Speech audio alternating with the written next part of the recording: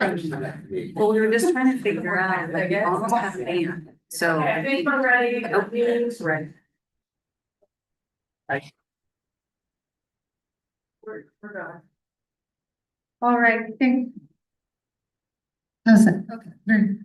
All right, thank you for waiting as we got our technical difficulties sorted out. Welcome to our work session. It is Tuesday, August 25th, and we are getting started at 6:38. May I please have roll call, Myra? Councilor Schwartz, Here. Councilor Roden, Present. Councilor Blair, Here. Mayor Schwartzler, Here. Councilor Martin, Here. Councilor Ford. Here. Thank you. All right, thank you. So tonight, because it is a work session, we are not doing public comment. And so we are going to just dive right in. And but first, before we get to the agenda item, I do want to say welcome to Attorney Greg. We're happy to have you here and first time joining us at a council meeting. So we'd love to have you just say a few words about yourself, introduce yourself. Sure, and thank you. So my name is Greg Goebel. I'm the new city attorney for Independence. Prior to coming here, I worked at Sherman, Johnny and White in Dallas. So over there, I did just general civil work as well as the city attorney for Dallas, as well as Monmouth. Before that was county council in Morrow County, which is way out in Eastern Oregon. Have a general background in civil matters. Also did criminal stuff when I was a newer attorney. I'm happy to be here. All right, thank you so much and welcome. With that, our first agenda item, we're going to turn it over to Assistant City Manager Irvine, who's going to talk to us about our grant. Great. Hopefully my microphone is gonna work better than yours. All right, I put a handout on your guys' spots here with the latest grant activity report. I'm sort of gonna apologize for it because the list is getting pretty long, and so we kind of have tried to rejigger things a little bit to make it at least clearer in terms of what's active, what's pending, what is, was awarded, what's been closed out, things like that. So you'll see this first section is sort of the active grants that have been awarded and that we're actively working on. And then kind of as we go down, you'll see in some cases some repeats where, we're getting into sort of the every year, what was awarded, what was not, and you'll see some repeats from the active list there. I'll just run down there. If you guys have questions, feel free to stop me. So starting off with the EDA's disaster supplemental, the drinking water treatment plant. That's preliminary design money for that project. It's ongoing, design is underway. We also had an EDA disaster supplement, we got an EPA, Environmental Protection Agency community grant. That was an appropriation from Congresswoman Salinas. That's funding the Corvallis Road Waterline project. And I think probably most of us realize that project is under construction because the road is not in great shape, but it will be wrapping up here within probably the month, or not this month, but in a month. So we're looking forward to that ending. There will be some wrap up there. We have the EDA disaster supplemental, so $4 million for the wastewater treatment plant upgrade. That is underway also. We've completed dredging of the cells. We've got final design. Actually, I think it's just about wrapping up for the rest of the project, and they're actually gearing up. They're going to start bringing equipment in on site pretty soon. So that project is moving. It's a big project though, so it's going to take a while. Same with the one below it, the Business Oregon General application. That was essentially matching money for the disaster supplemental. So we have about $5 million total for that. It's a $13 million project total. Was very happy. We kind of got we thought, so the rest of the money is coming from a Clean Water Revolving Fund loan. As part of that project, if we deliver as we expect to, we're going to get $2 million of that loan forgiven. We had a brief scare yesterday when we got notification from those folks saying that they're changing the forgiveness criteria. And we would not have been eligible for forgiveness, but that is only for projects that are or loans that are undertaken after October 1st. So we did get confirmation there that we are still eligible for that $2 million in forgiveness, which is really, really important. Also, so this is order one, the Rural and Tribal Assistance Pilot Program. This is design money for Chestnut Street Bridge. That one and the one below it, the earmark for construction.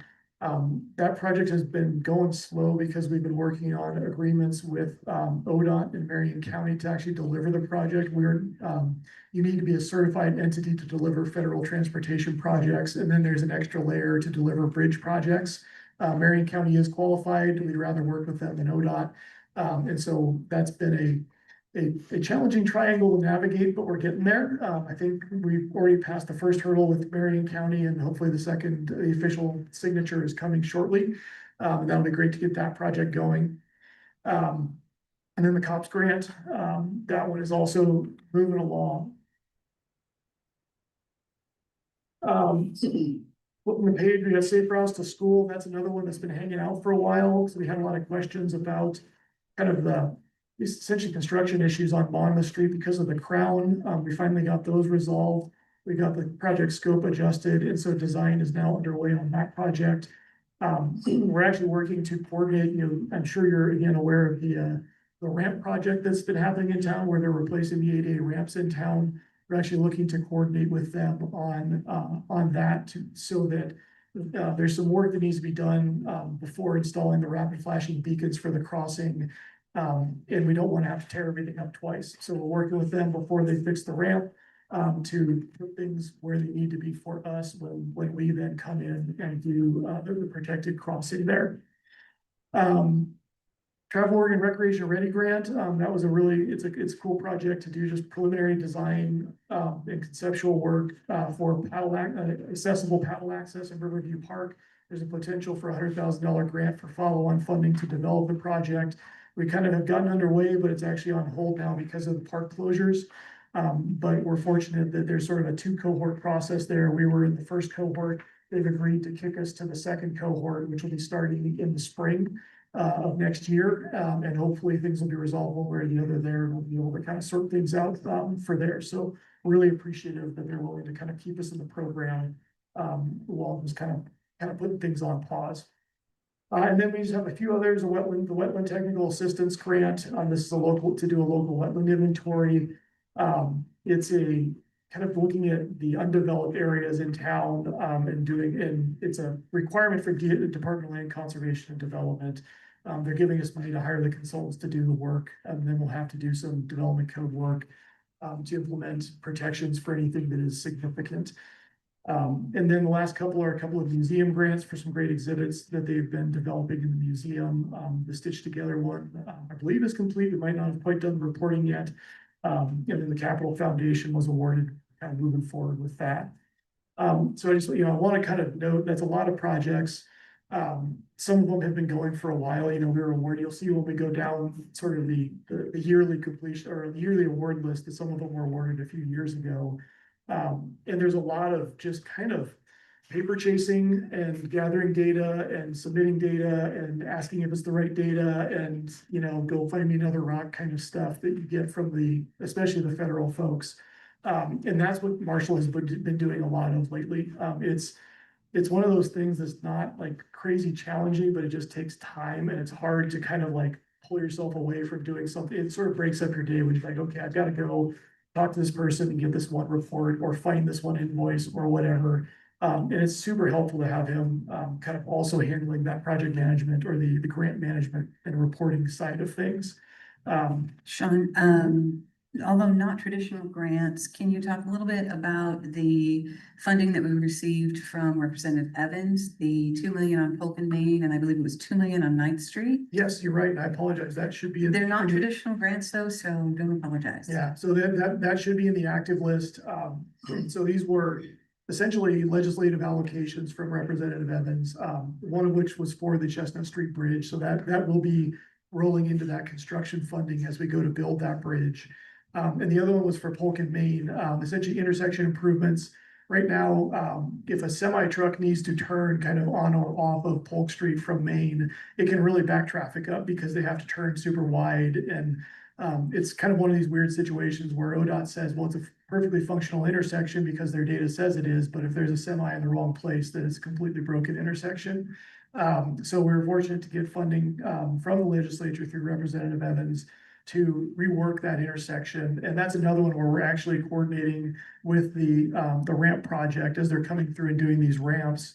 rather than, kind of duplicating effort and tearing things up twice, we're working with them to get it designed essentially to our approval and then hand it off to them, and they're actually gonna do the work to actually build it and install it. So it should be happening pretty relatively soon here. Other questions on that or anything so far? Great. So you'll see now we're sort of trying to move into the sort of grants that were completed or closed out in 2026. And again, I'm realizing I gotta figure out a better way to do this, but, so community development block grant, sewer infrastructure for the Polk Community Development, Corporation on Gun Club. That was a $500,000 special award, through a special program at the state. That one we got partway into with design, and then unfortunately, the Polk CDC was planning to acquire the property to do a housing development. This was gonna fund the sewer infrastructure for the project. They ended up deciding not to move forward with that project. So essentially, we just, were able to pay for the design work that was done and then just close it out without really it's a reimbursement grant, so it's not like we got money and had to give money back. We just did not draw down any additional money, from the state. Mr. Irvine, is that the one that right next to White Oak Apartments? Yes, yeah, it was, they're on Gun Club Road, Yeah, just cool. south of White Oak Apartments. Or, Legacy Oaks. Okay, so then sustainable infrastructure planning projects, that was funding from the state to help us with the kind of the regional water plan, helping develop the intergovernmental agreement for that. That funding was completed, closed out. Same with the community development block grant for the CAPASIS, the Child Care Business Development, training program. I thought that program went really, really well. We've actually been talking about trying to do it again, maybe go after the same source of funding. Actually it wouldn't be COVID money, it'd just be regular community development block grant, but they had solid participation, felt like they saw good outcomes and are interested in doing more. So you may see that project come in front of you again. The Oregon Main Street grant, it was awarded in 2023. They closed it out this year. This is for putting in apartments on the second floor of the Opera House. That project is still ongoing, but close enough to completion that we're able to close the grant out. And looking forward to getting some more housing downtown. And then Mr. Irvine, why is that on this list? Is the money being funneled through us to the private developer? No, actually, that's a very good point. That one, we worked with the Independence Downtown Association. We helped them, we helped them write the grant.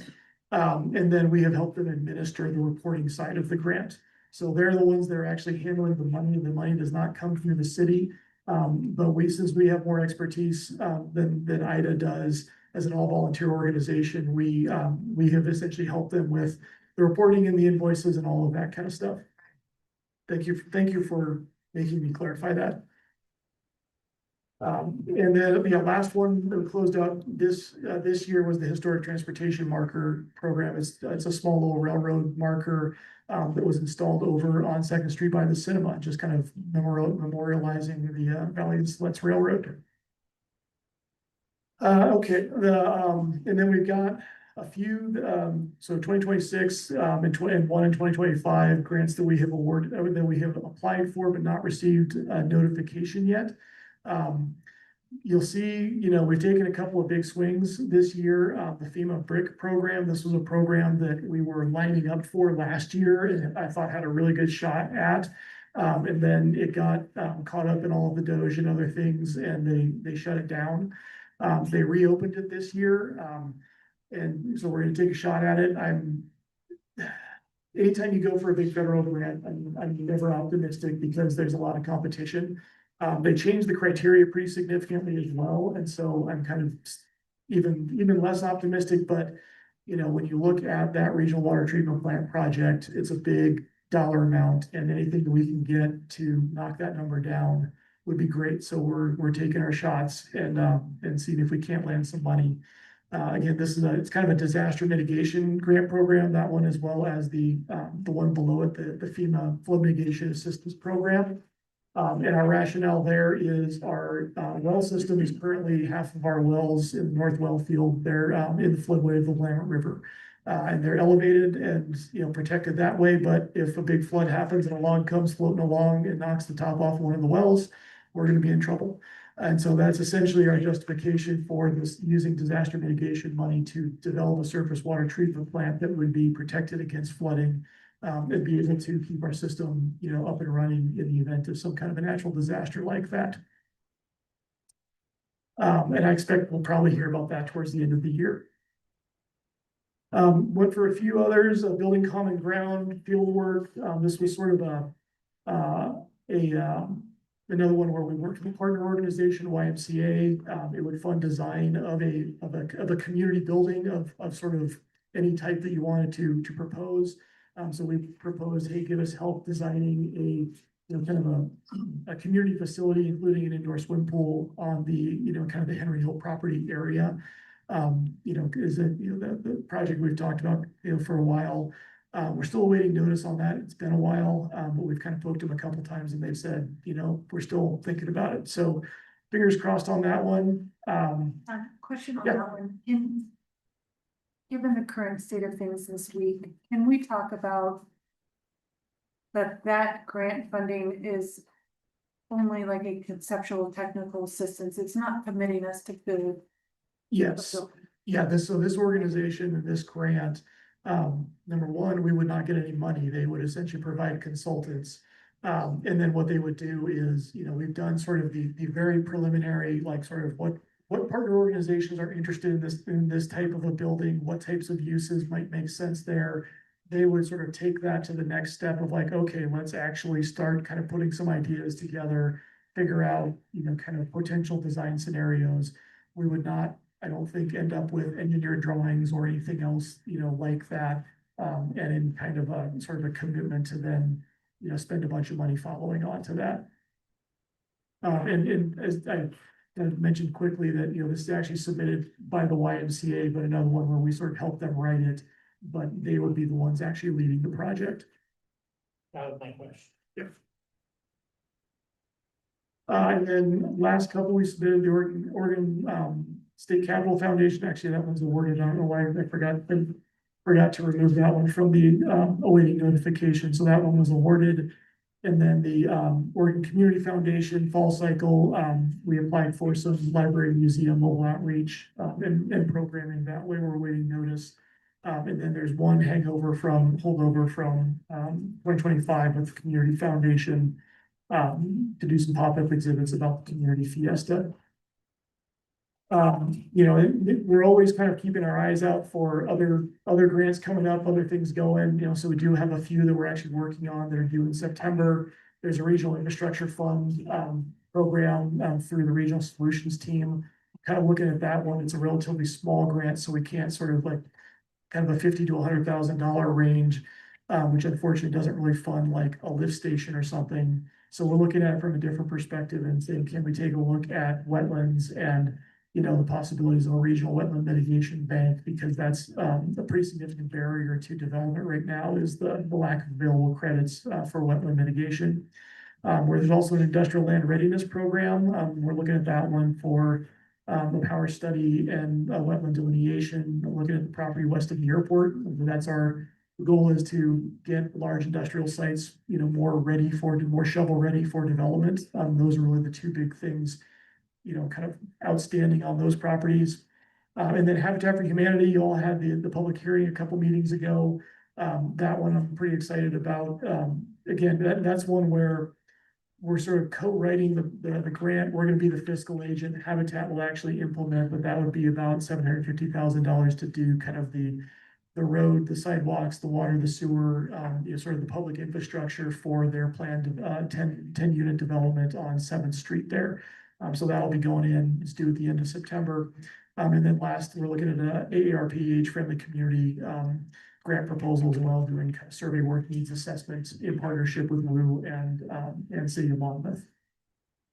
Sean, why is there some duplication in here? For instance, on the second to last page, you've got the Safe Routes to School construction grant, and it's on the second backside of the first page. Yeah, so that like I said, I'm still figuring out the right way to do this. What I wanted to do was sort of show by year the grants that Okay, were the awarded. chronology, okay. Yeah, and then, but then recognizing it's a lot and we don't necessarily need to read through each and every single one. I wanted to kind of take the highlights and say, here's all the ones that Okay. are still going. I got you. What I don't see listed along with all the other Sunset Meadows Parks one is the AARP grant that we got for that. You That are, was called something else. I don't see it. you are, in 2024, we've got the AARP flagship grant. It's on the What page? third page. I should have numbered the pages. Sorry. Right about it. No, Oh, got it. Thanks. Thank Sorry. you. It was it's actually the fifth page, not the third page. I was looking for the other, with the other power, the other park stuff, but obviously we've got that grants a lot of them. Yeah. Gotcha. So if you, I mean, if you want, we can go through kind of year by year and talk about all that. I don't know if we necessarily need to, you know, at the back, we've got, you know, grants and programs that we've applied for and have not been successful on. I'm just kind of want to be honest, we don't necessarily hit a hit every time. But like I said, be happy to just kind of answer any other questions y'all have about it. Sure. So, thanks for this, Sean. Can we make sure that this gets on our website and on social media? Because I know our community is very interested in grants these days. And to that point, is there a way for community members who are aware of a grant that think maybe we're a good match for a grant for them to submit an idea to the city? And Yeah. we can say it doesn't guarantee that the city will apply for the grant, it doesn't even guarantee that it works. But we have a situation right now where the community is really wanting to get involved and try to think outside the box of how we support, you know, our parks and natural areas and other parts of our community. And I say empower them with ideas, understanding that these ideas might not go anywhere, might not work, but maybe it could be a way to get more of our community engaged in response to those. Yeah, I mean, Heard from several people that they're researching grant opportunities. yeah, I mean, I am Especially always. I am always interested to hear about grant opportunities and ideas of projects that would fit. I mean, we cast a pretty wide net, but I tell everybody, you know, I would rather hear about a grant 10 different times from 10 different people than miss one. So, yeah, I mean, if they want to email me or however, I'm definitely interested. And the other opportunity that we have, Sunset Meadows is a very good example. Counselor Core was instrumental in getting the AARP because she saw it and she moved forward. And so if your constituents contact you, send it along to Sean or I, and we'll make sure that we take a good hard look at it. I think you're working on another AARP with Yes. with Sorry, London, it's been submitted to Marcia. right? So that's another route is through you. And can you talk a little bit? Can you talk a little bit about, just because there is a grant, we don't always apply for them because it does need to be a good match and that these applications can sometimes be extensive, and maybe just talk a little bit about our criteria that we use to understand if we have a good project to actually match to a grant opportunity. Yeah, no, thank you. That's a great point. So I mean, a few things about grants. One, grants typically are to build something. There's not a lot of grants that fund sort of ongoing operations. They want you to either to be doing something new. So you either need to be building something or starting a new program, or, you know, just kind of, it needs to be a sort of something different than what you're doing now. So that's always the first thing, because I mean, sometimes I hear like, well, you know, can we get a grant for to fund library operations? And it's like, not usually, unfortunately.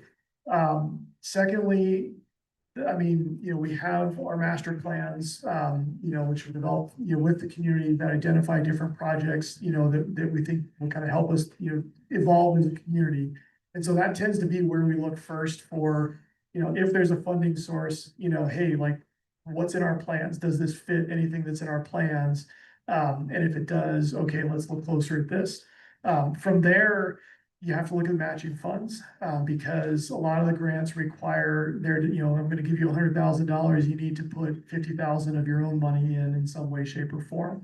And that's something where, I mean, unfortunately, there's been a couple of times where we just, you know, we could have applied for a, you know, $500,000 grant for a trail project, but we didn't have the $500,000 of match that was needed for that trail project. So sometimes we can be creative with, you know, we can contribute staff time and equipment time or volunteer time or all kinds of other things.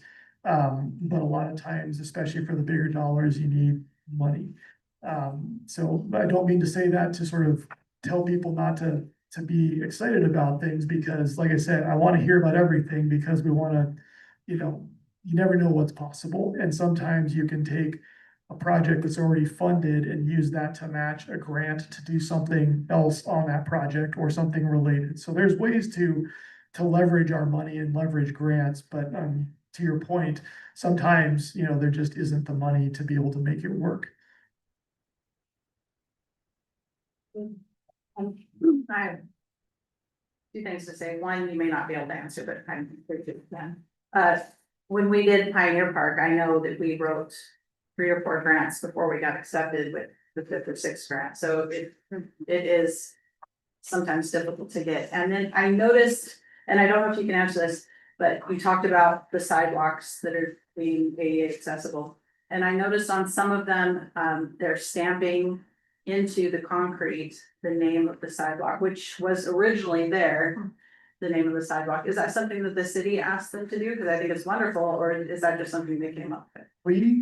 So they had sort of a historic, sort of, I forget their title, but a historic preservation person that talked to us about, you know, for example, some of the curbs have like the metal, you know, the metal wraparounds and. Yeah, and so I mean, we essentially did say, hey, anything you can do to make this reflect the historic character of the community, the better. You know, I personally, I don't remember having a specific like, hey, yeah, we're gonna stamp the street name in it.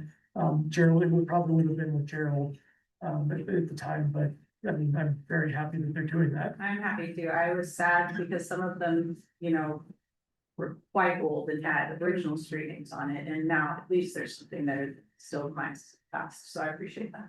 Yeah, and to your first point, just to kind of emphasize that, and again, going back to which ones we decide to go after.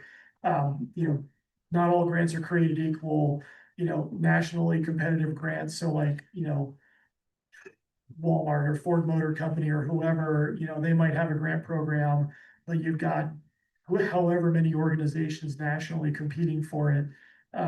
You know, and if it's only $10,000, it's kind of like, well, you know, is that really the best use of time or not? So I think there's always a little bit of that calculus as well about, is the bang worth the effort? Yeah. Thank you.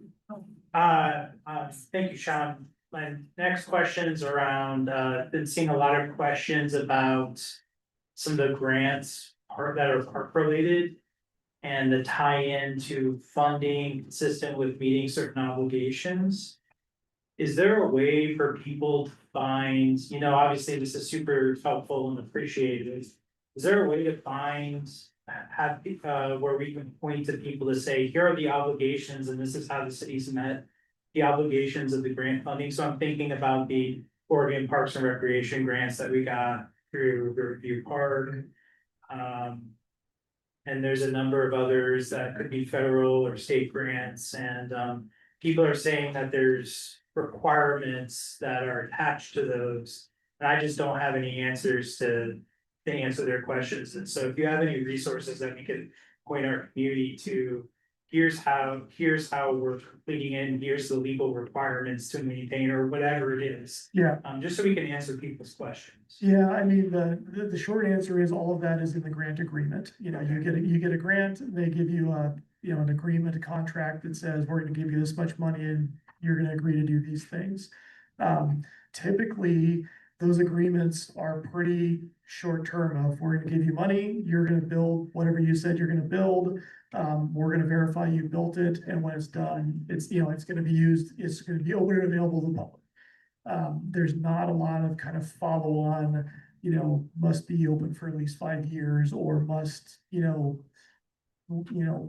whatever. There is one program called Land and Water Conservation Fund. That's a federal grant program. And actually the Riverview Park received one of those grants I think in the seventies, it was a long time ago, but those ones, and the staff always make a point to talk about this, is like, you can get these grants. But if you get a land and water conservation grant for a park project, that park has to remain a park in perpetuity. You can never convert it to something else. So you couldn't, take Riverview Park and put houses there. It doesn't mean it has to stay open. It just means you can't make it not a park. That's super helpful, because that's the exact Yeah. thing that people ask. Yeah. So appreciate it. And then I'll just update, although not necessarily a grant, as you know, we have been working on the federal side for appropriations. We heard from Salinas that they've included $746,868 in the House Appropriations bill. And it was noted that most of the Democrat requests were lined out at that amount. No one knows exactly why that amount, but that amount. Doesn't mean we will get it, but it's pretty good. We're still waiting. Merkley and Wyden did put us in for 5 million. These are both for the water treatment plant, and we're waiting to hear how far that's gonna go. We still have months to go. Just getting in there is pretty incredible, and for 5 million, which is well above the usual $2 million mark. So, as Sean said, it's a big project. We continue to look at every opportunity for funding. And so that's the update on that one. I will say the money's drying up a little bit, there was the COVID money and all of the Infrastructure and Jobs Act, that's kind of passing through. And at least on the federal side, it seems like they're tightening the screws down even more. And on the state side, they're tightening down a little bit as well. So just kind of the opportunities are still there. They're just a little farther and fewer between, and not quite as much as they might have been previously. So for sure, getting in for 5 million is a big deal.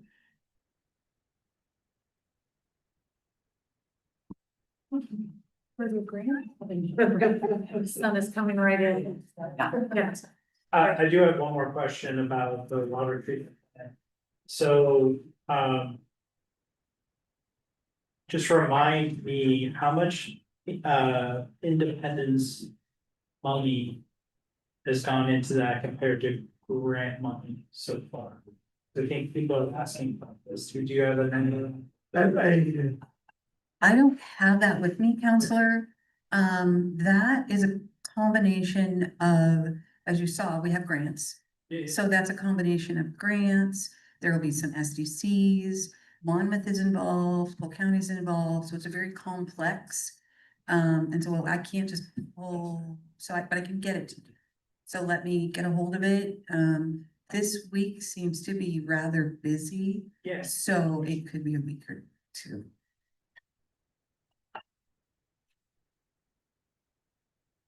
Any further grant questions? Moving right along. All right, urban and rural areas. So as you recall, you all were looking for just kind of a big picture overview of urban renewal. Sort of what is it? How does it work? How do cities use it? With the nuts and bolts. Well, yeah, if you know me, if you know anything about me, I'm not much of a nuts and bolts person. I'm more of a big picture person. But I'll do my best to kind of set the picture here, and then hopefully give you some context, as the nuts and bolts start, kind of coming into focus. So urban renewal is actually a tool that's been around since the 50s. And it's something that exists nationwide. In some states, they call it tax increment financing, but that's essentially it's a tomato. That's essentially urban renewal. The overall goal of urban renewal is to create economic opportunity within the urban renewal area, and to reduce or eliminate blight. It's a urban renewal district. You're gonna hear me say district and area interchangeably, because some people call it a district, some people call it an area. It's kind of, again, same difference. But it's governed by essentially as a completely separate entity. It's got its own board of directors, its own budget, sort of does its own stuff. But in a lot of communities like Independence, the city council also acts as the urban renewal board. And then, debt is really the primary funding mechanism for urban renewal projects for making things happen. Revenue, so how our urban renewal district gets revenue, and this is kind of the complicated part that it's one of those, like, it's not complicated, it's just hard to explain.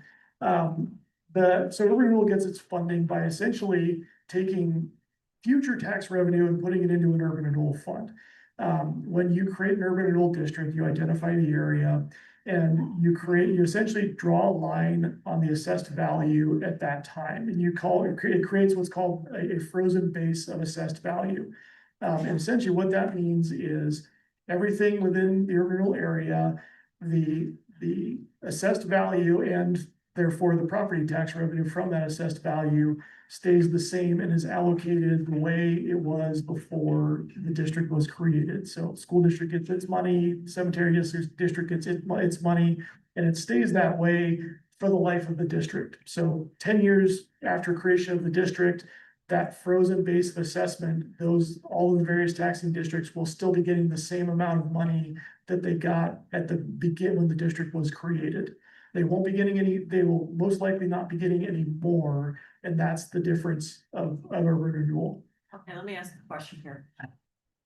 It's future taxes, so it's a marker.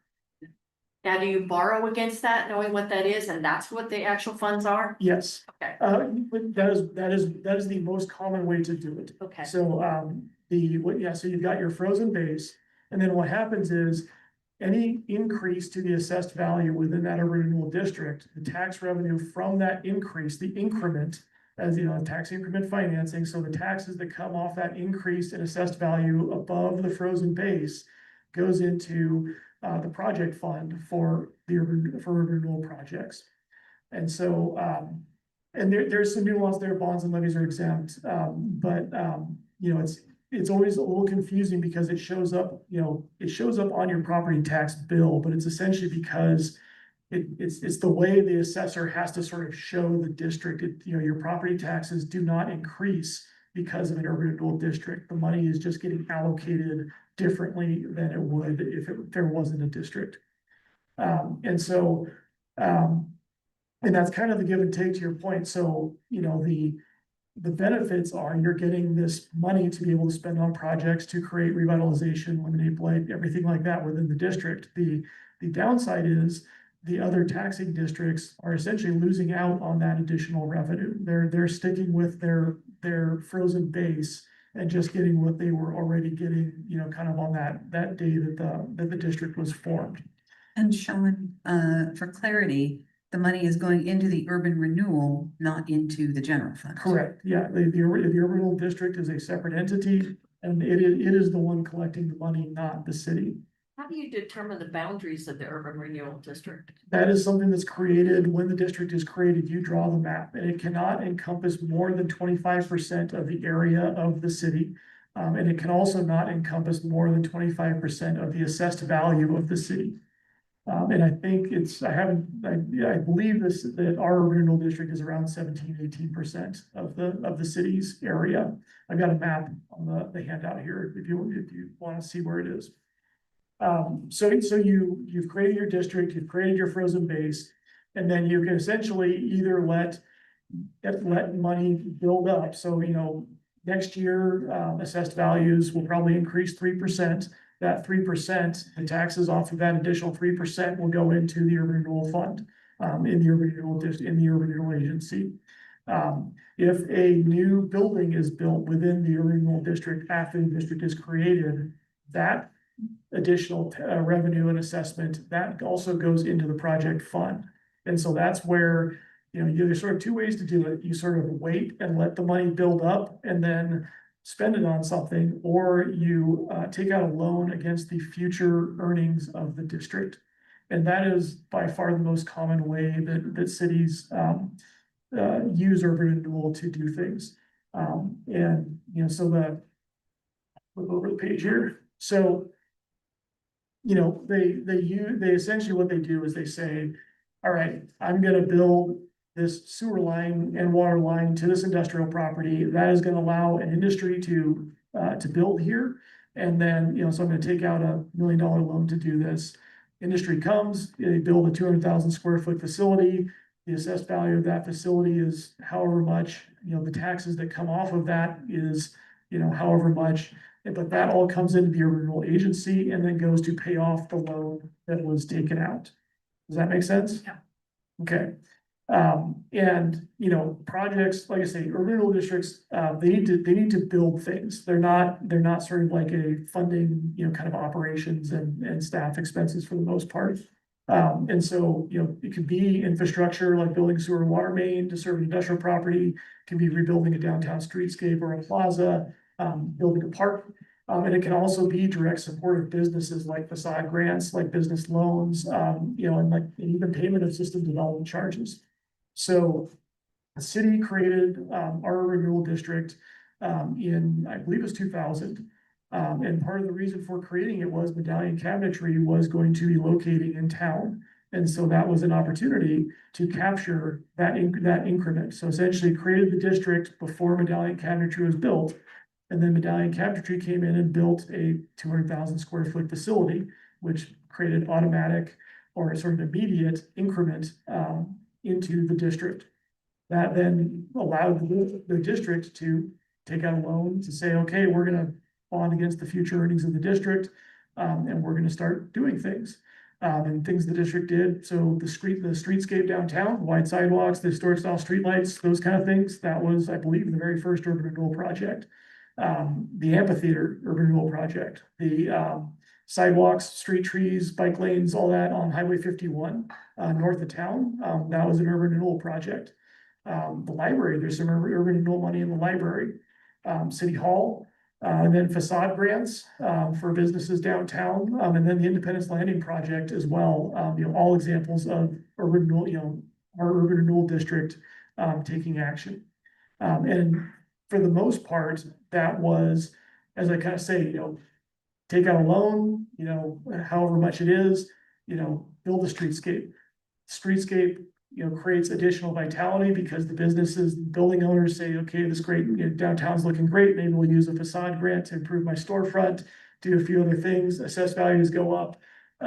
You get more increment that way, loan out again, say, okay, we're gonna build the amphitheater, that's gonna be a draw for the downtown, create customer base, create additional, revenue for businesses, create additional incentive for development within the district. Again, okay, take out a loan and continue on. How do you determine something is blight? It's a very nebulous term. And it's a, you have to, This building, was it just a field? this property was actually a former water facility. So back in the day, Pacific Power ran the water system here. This property was owned by Pacific Power. It had 3 wells on it. When they transferred the water system to the city, this property was transferred as well. The wells at some point were decommissioned. The well houses and everything were still here. But it just kind of sat. And so that, I think for the most part, the blight finding has to happen sort of when the district is created. You're sort of saying this area needs help and here's why. And so like there's economic depression, whatever your reasons are. And so I don't know that necessarily you need to have like each individual project saying, well, here's why, here's how this meets the category of blight or what have you. So with clarity, again, Sean, we don't control who gets to build what. So we get a building in that is non-taxable. What does that do to the URA? Yeah, so that's a great example. Excuse me. Because if a building comes in the urban renewal area and is not paying taxes, that does not create any increment. So this is where you have to kind of think about being strategic when you're looking at urban renewal projects, because you want to be creating vitality, helping the community, doing things like that. But if you take out a loan to spend $1 million to support construction of, I'm gonna pick on affordable housing, but pick on, to create a affordable housing development, that affordable housing development doesn't generate tax revenue, you don't have a repayment source for that loan. Similar if you say, hey, we're gonna use urban renewal and build a giant business park, We're gonna get all these lots shovel ready and it's gonna be wonderful and generate all this money and nobody shows up. Again, you're kind of, you don't have a source of repayment. So there's a real balance of, sort of doing things that are within, you're stretching, trying to do things that are creating opportunity, without kind of hanging yourself out there in a way that, doesn't give you an escape route if things go bad. I guess maybe that's the best way to put it. Is that what we're kind of doing with the water treatment plant? We're kind of putting ourselves out there and hoping that industry comes in? But what happens if industry does not?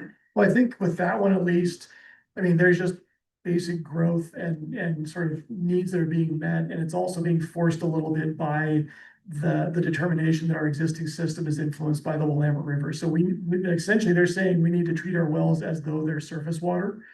So that's gonna require new, sort of new treatment systems. And then we are also, getting towards the end of our capacity in terms of, you can sink a new well, it may be productive, it may not be productive. We've been hit or miss with that. And so I think that's kind of more what's driving this decision. And the water treatment plant is not in the URA, so it doesn't affect the URA. Oh, yeah, I was just trying to analyze the risk in taking on that.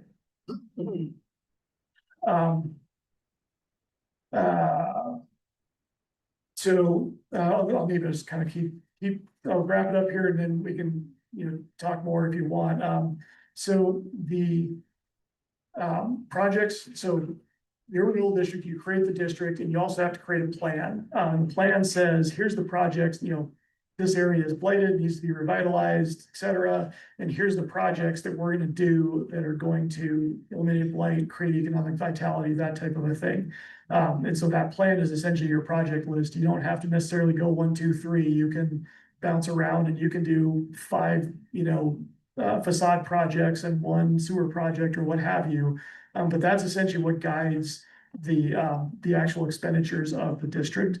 The plan also has to identify what's called the maximum indebtedness.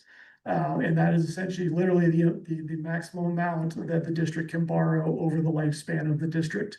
If the district borrows, $1 million and pays it off, that's great, but that still counts towards the cumulative maximum indebtedness. So this isn't like, if your maximum indebtedness is $15 million, it doesn't mean the district has a $15 million loan. It just means you can't take out any number of loans totaling more than $15 million. Does that make sense? Yeah. Could that be amended? So yeah, just about to get there. Yeah, so the plan, plans can be amended. There's major amendments and minor amendments. You can add properties and remove properties. You can add projects and remove projects, and you can also adjust the maximum indebtedness. The minor amendments are pretty straightforward. Major amendments, it's a pretty significant public process. This is not something that you guys could just one day say, you know what, I think we want to double our maximum indebtedness and away we go. Yeah, there's a notices the other governments have to get involved because of course all the other taxing districts have a very real stake in this. And so it's a pretty significant process. So some urban renewal areas are only authorized for a specific number of years. They're usually like 20, 25 years, and then that's the lifespan of the district. Others, there's a decent number of them, including independents, don't have sort of an end date. It's just whenever you reach the maximum indebtedness, that's kind of one way or another, that is absolutely the limit. It's unless you adjust the maximum indebtedness, you can't borrow more than that. Either way, if you reach the end of the lifespan or the maximum indebtedness, the district essentially just can't do anything more. It just waits until all of whatever remaining debt exists is paid off, and then the district goes away. And then that, if you see the end part, that is kind of the ultimate end goal here. Is you've got an area that is, is blighted, needs revitalization. It has sort of a low assessed value, and the idea is after 25 years or however long you've done all these projects, the assessed value should be higher. It should be revitalized, and then at the end of the day, the district goes away, and now all of those taxing districts who have been waiting patiently with their, tax revenue the way it was, 10, 20, 30 years ago, they now get the benefit of a significantly increased tax base within the area that used to be the urban renewal district. You look like you've got a question. Okay, no, I think, I mean, that's it in a nutshell. Like I say, the hardest part to explain is sort of the frozen base and the assessment piece. The rest of it is fairly straightforward of you're taking out a loan against the future earnings, you're using that to do stuff that hopefully creates additional future earnings. And that's how you're doing it. So I have a two-part question. The first one has to do with that, the ceiling or the maximum indebtedness that we have. And you mentioned that we borrow, or when we create the plan, we've created a list of projects or activities, do sidewalks, facade grants, things that could fall into that. And obviously, when we do those, we take out, it counts against that. For the money that we borrowed against this, all of that money tied to a project. It should have, yes. Okay, and presumably we have a list of that somewhere. Of how that URA money was used and what projects it went to, and then we could then match it to a plan that was put together. Yeah, I mean, I think this is I mean, the short answer is yes, the district would have taken out a loan and then, spent the money on the streetscape. Taken out a loan, spent it on the amphitheater. It may have gotten complicated in that maybe there was 2 or 3 projects going on at once, and that kind of a thing. Honestly, this is the kind of thing we were trying, I mean, it's going back 25 years. And so this is the kind of thing that the consultants were trying to unravel, the folks that from the housing and urban development that came to work with us on the financial side, as they were trying to sort of unravel to be able to really document like what happened when and where and how. But as it stands right now, we don't have a definitive list that adds up and really tracks it all, frankly. Correct. I mean, right, okay. So when we talk about reaching the maximum indebtedness, how do we know that number even? Is it a guess? It is a solid estimate, and we are far enough under it that we are pretty comfortable that we are not over it. Okay, That's the rest of the- okay, okay. All right, my second question ties into, we've heard, right, again, when the plan was put together, there's predictions of what kind of money would be coming back in. And it sounds like there's some discrepancy there about what was anticipated and what we're actually getting, and can you address that? I mean, Do you want Amanda to try? I'll take a quick shot, and then if Amanda's got the addition, I mean, when financing was done, I mean, there had to be kind of a financial model projecting where that was gonna be. I think, I mean, the one that I worked on was the 2016 update to the plan, which sort of facilitated the Independence Landing project. From there, I mean, our consultants did a pretty, I'd say, thorough examination of that, sort of where the projections from the plan were in terms of what the increment revenues would be versus where the actual increment revenues would be. It's pretty clear COVID knocked it back a ways. Things didn't develop as quickly as they were expected to. We were kind of catching up to where the projection was, but it seemed like we were still a little bit under where it was, kind of projected in the plan. But the plan kind of was what was supposed to guide that kind of like future earnings question. Sean is our eternal optimist. We are a bit below expected. So the URA has been unable to repay the general fund as was expected. Can you address, so that was kind of tying into my other question. Why does the general fund have URA funds in it? Well, the general fund, and correct me if I'm wrong, Sean was here for a lot of it. The general fund loaned money to the URA. So when Sean talked about loaned money, it comes from somewhere. And the URA received funding from, I believe it was the general fund, the water fund, the sewer fund. I'm trying to remember, so I'm pulling this from memory, you guys. So from multiple funds. And then as it receives its increment, it pays back. And the plan indicated it would pay back at a certain rate, and it could not. And so the general fund is taking what it can, it's being paid back what it can, but it is quite a bit less than what was expected. Sorry. I Why know- could it not pay it back? A number of reasons, One of them would be Independent Station, Skeletor. That was in, the projection when City Hall was started. Obviously it never got completed. And sorry, I know this is part of the discussion. I know, so I understand that there needs to be an initial source of funding to kick the URA fund off, right? And so that would have come from general fund, sewer, water. Did we add more at a later date? I think there were multiple loans. Amanda, do you have the, I don't have the numbers in front of me, unfortunately. We do have that all mapped out. There were a number of interfund loans that were provided to the URA from various funds. Those are Is the that on the loans. handout you gave us when we had the Q3 update? I'm trying to remember if interfund loans were included. I believe they were. They were. I've been looking at a lot of stuff lately. I apologize. I believe they were, but if not, I can provide that. There's quite a list over a number of years of various interfund loans that were provided to the URA, and we just began the repayment couple of years ago, 2 years ago, I want to say. And that was, if everyone remembers, during budget committee, not this past year, but the year before, part of that planned repayment to the general fund was supposed to be $500,000. It was 502, some odd number.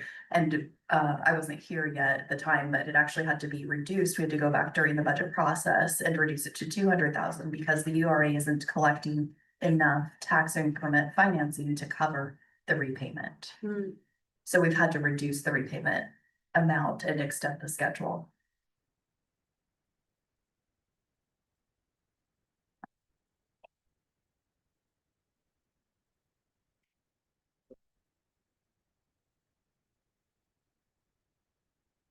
I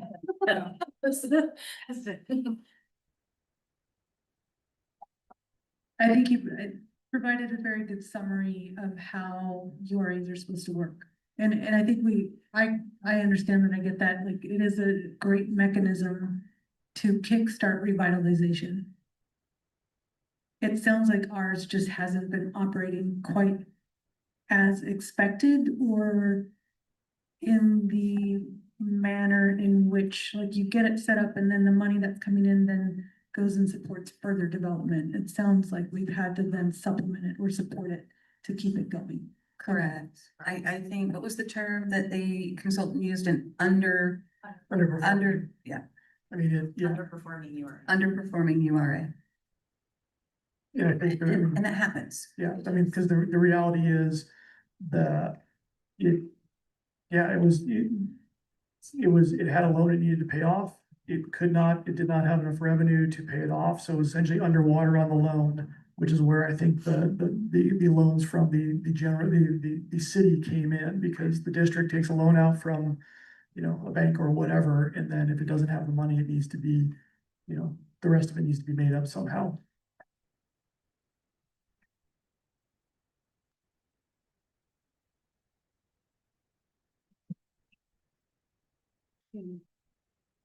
I mean, I haven't been using it. I know. I mean, so I'm happy to. Why is this for the camera? Yeah, so, is it, I think I know this answer, but I'm gonna ask anyway. Is it possible to close out a URA while it's still in debt? No, No. no, the project, like, you can not do anymore, but as long as there's debt on the books, you cannot close the URA. Okay, and so we have to make sure that the URA clears the debt before the URA can be closed and we can realize the full tax. Yes, Thank you. And so the more debt that goes on it, the longer it continues. Right, so we don't put more debt on it, even if we could. Can cities have more than one URA? Do we have more than one URA? Yes. Yes. Yeah, bigger cities, Portland area, Eugene, Salem, they have multiple. And honestly, Wilsonville actually did a single property URA as an industrial incentive for a big industry that was coming in. You just have to stay within the parameters that Sean outlined, but you can have as many within those parameters, 25%, Sean? Yeah, no more than 25% of the area. Gotcha. Further.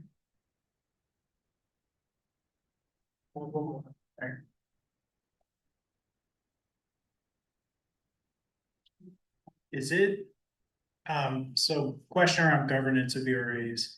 Do some cities have URAs where the council isn't the governing body? I think Salem, right? Salem, they have volunteers as the governing bodies of their I URAs. don't know about Salem. I'm pretty sure Albany has council and residents. I don't know like how many, but I'm pretty sure it's the council plus residents. So yeah, some do. I know a lot is just council. Okay. Thank you.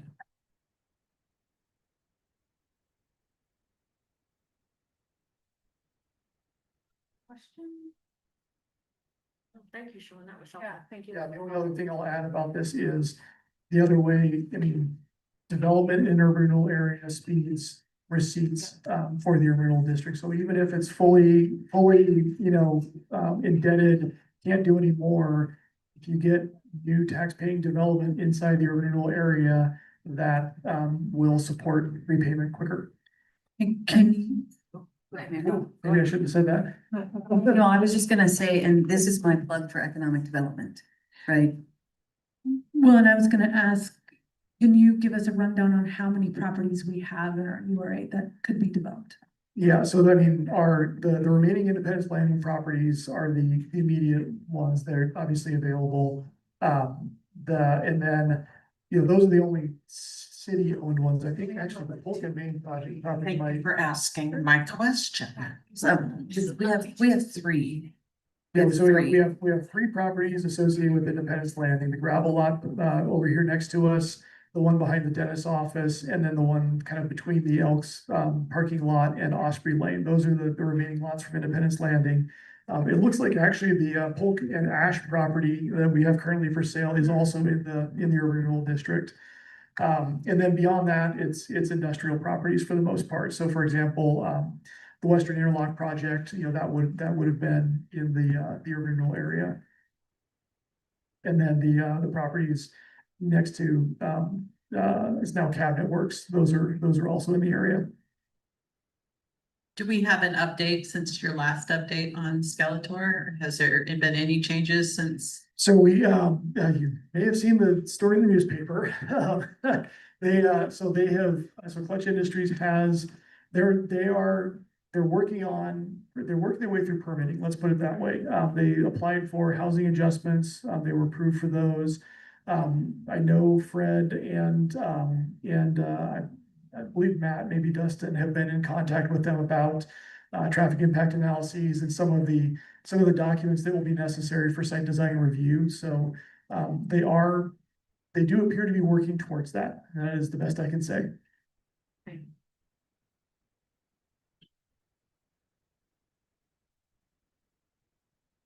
I guess it's kind of part two of Mary Kate's question regarding the vacant lots that are owned by the city. Was there anticipated development in any way used to determine the maximum indebtedness allowed in the URA, or was there projected income from those as they were anticipated to be developed?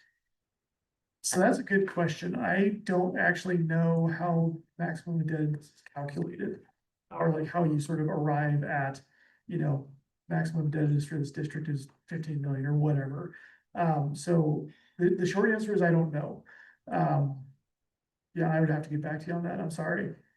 Okay, I just seem to recall many years ago, those sort of future predictions coming to council for some projects. Yeah, and so I mean, so for example, when you update the urban renewal plan, like when you do an urban renewal plan, you say, you know, the plan says our maximum indebtedness is X.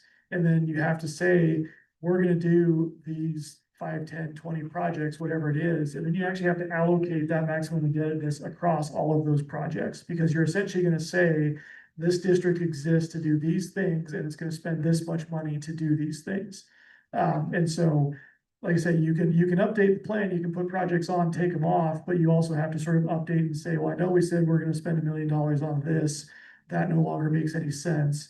And so we're taking that project off and putting this project on. We're gonna take $1 million from this project and spend $2 million on that project.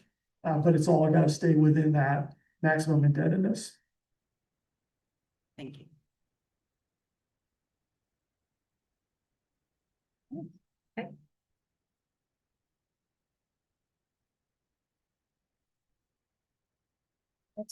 Bring us up to 500.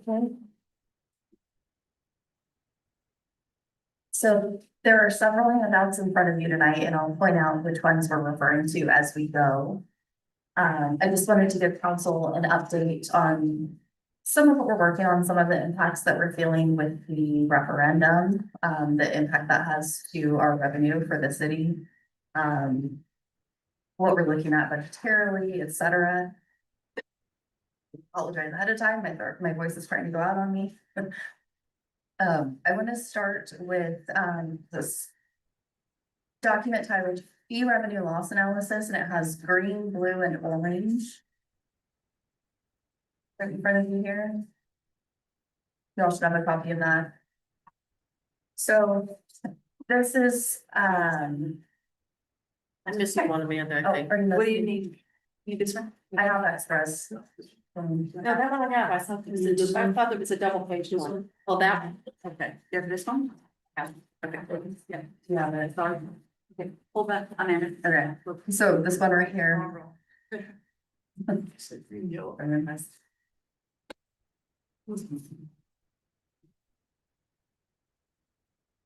So we've been getting a lot of questions from the community, from staff, from council, from everyone regarding the impact of this referendum. Thank you. It always feels so loud. What I've done is just kind of broken it out across the fiscal year to give you in a nutshell numbers to refer to. So we budgeted to collect fee revenue to support the operations of the departments this year, the department that operates parks and the department that operates our community services. So I've broken those out because they were budgeted and will be collected separately. Those are broken out separately, and then you can see the total at the bottom. So overall, we budgeted $390,000 in fee revenue for the Parks Department for fiscal year 26-27. That comes to $32,500 a month. I wanted council to have that monthly number so we know how much we are not collecting each month while we're waiting for the referendum, for the vote in November to see if we're gonna be able to collect fee revenue or not. So right now it's costing us $32,500 each month for parks. And then there's a cumulative total going across the second line below there, if that makes sense. If anyone has questions as we go, please interrupt, ask as we go. The blue section is community services fee. That one was $548,000 in total. That comes to around $45,667 per month. So overall, there's totals at the bottom there. We are losing close to $80,000 a month in fee revenue. This impacts our budget substantially, as you know. This fee revenue was intended to operate these departments this fiscal year and to offset the cost to support these services from the general fund. So while we are not collecting this revenue, What percentage of the bills we have for the parks and the community, so this is 100% of what we would collect if we were taking the money from people, but how much money do we have in the general fund to pay for these assets to have already? Like, there's money in the general fund to pay for part of it. This doesn't pay for all of the parts. correct? No, this pays for most of it, but not all, and I'll get into more of the department as we go. So when we put out that fee, we expected that fee to pay for 100% of the parks. Not 100, but close to. We budgeted for cost of service. The fees were recommended and adopted to support the cost of service of operating these services. Okay. Yes. Can you also remind us? I know we keep saying November, we need to get to November. If the referendum or the ballot measure does pass in November, would we be able to collect the fee in November? No, so if the measure does not pass on the ballot, well, if it does pass on the ballot, the soonest we would be able to start billing would be December. So we're looking at a minimum, a loss of 5 months of fee revenue. Wait a minute. Probably, Go this is probably a question for new attorney. But you have to wait till the referendum is, or the vote is certified before knowing whether we can collect or not, or can we? If it looks like it's up, 10 days out, and it doesn't look like there's enough votes to change it. When we start moving forward, does it have to be certified by the clerk? Yeah, so I would have to double check that, but to my knowledge, I believe it'd have to be certified. Okay. Thank you. So if it passes in November, can we start collecting? Well, this, oh, I believe December would be the soonest we would be able, December. Okay. and here's my So that's concern fine. about that, because certification is right around December. Yeah, So I don't know if that's correct, because, That's the earliest. That's Yeah. the earliest. because a certification of an election, December, Like December. it's like December 3rd. Yeah. So it's more likely to be January before we can. now actually does collect. certification mean every race has to be finalized? The certification is the county clerk saying the election is final. Gotcha. So we don't bill until the end of the month, so if it was early enough in December, we'll do it as soon as we are able if it passes. And we may have the opportunity to still make it into the December billing if we got the results soon enough. But there is potential for January. Well, and my real concern about that is the library conversation. Mhm. That will be a conversation that we have probably in November, Counselor. And that's fair, I'm just flagging it. Can we find out, and maybe we already know this, I'm not sure. Can we find out what we're paying per month for the library to be open until November, whatever the date is? Yeah, I don't have that off the top of my Okay. head. I believe I have ran that We number, have, but but I it's can't. coming out of contingency, and the contingency is very small. Mhm. So. I mean, we can We try to are- make a guesstimate. We are, however, taking action to, because the contingency, and Amanda will get into that, Finance Director Carey will get into this. But we are taking action to reduce expenditures in other areas in order to fund the library. So, and she'll talk about the cost of parks Yeah. Okay. and how we're trying to reduce our expenses so that we can continue to fund the library without ending up in a very bad And situation. fund the library is Yes. not just salaries and benefits, it's maintenance on the building and everything else. Mhm. Okay. All of the things that go into operating a library, correct? Correct. Sorry, Amanda. No, go ahead. So this is just high level, in a nutshell, but just so you have numbers, this is impact of fee revenue loss. And I think we've been getting, a lot of questions from the community around the community services fee, which combines both the museum and the library. And people have been asking, could those get separated out? We've been explaining that they were combined into one department. And I think people have a perception of, well, if we close the museum, that cost goes away. But maybe we can talk a little bit about, there is still a need for us to house a collection ethically and professionally, which costs money.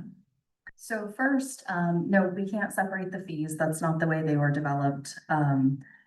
We calculated fees based on cost of service. So the community services, the library and museum, for 2 years now, I believe, have been combined into one department. So when we came up with this fee, it is the cost, the budgeted cost of operating both of the expenditures incorporated in operating both of those facilities. We do have a breakout between library and museum, but there are a lot of things where it's combined. There's combined expenditures for various things. So it's really just, it's not designed and it's not built that way to split it out at this time. We would have to separate. It's also assumed they're both in the same building, right? Yes, that was the intention. We've had the museum building, if everyone recalls, the museum building has been for sale. That's been part of the plan, was to relocate. And so we incorporated just the operational costs, just the costs for supplies, for utilities, for security, for all of the things that we pay for. Those are all part of those departmental expenditures. And most of it, really almost none, aside from maybe insurance on the museum building, a couple odd things. The rest don't go away when we sell the building. I am just kind of blown away though, that we pay property taxes, everybody in this community pays a lot of property taxes. And somehow we decided we were going to put nearly, that's what we said here tonight, nearly 100% of these fees onto our water bill to cover the parks and museum and library. I can't believe we would even make that decision when we say, okay, you guys, we're only gonna increase your property taxes by 3% a year, but we're gonna go ahead and attach this other fee onto your bill without even talking to you guys about it. It's frustrating, and I can't believe we got to the point where we added nearly 100% of that fee onto our bills instead of at least making an effort to say, hey, we're still using our money wisely and paying some of it out of our general fund instead of us taking 100% in these fees. We are paying some of it out of the general fund, Counselor. you Again, just said nearly 100%. we said nearly is not 100%, But not and 100%. right. And then it's a cost of service. Mhm. We receive approximately $2.8 million in property taxes. 2.8 million. It costs 4 million just for our police. So where exactly from that 2.8 million, knowing that we're 1.2 million negative already, where exactly are we going to take the money without a fee? Want a solution for me? Cause I can give you one. We have run solutions.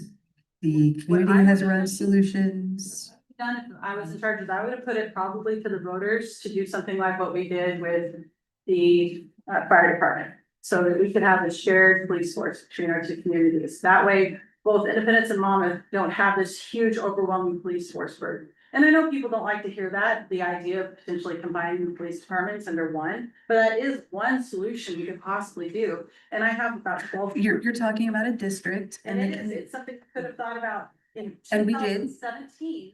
Well- When the assessors say we're going to. you absolutely could have. We We're did. heading You to this point. absolutely could have. Okay. And we talked about it.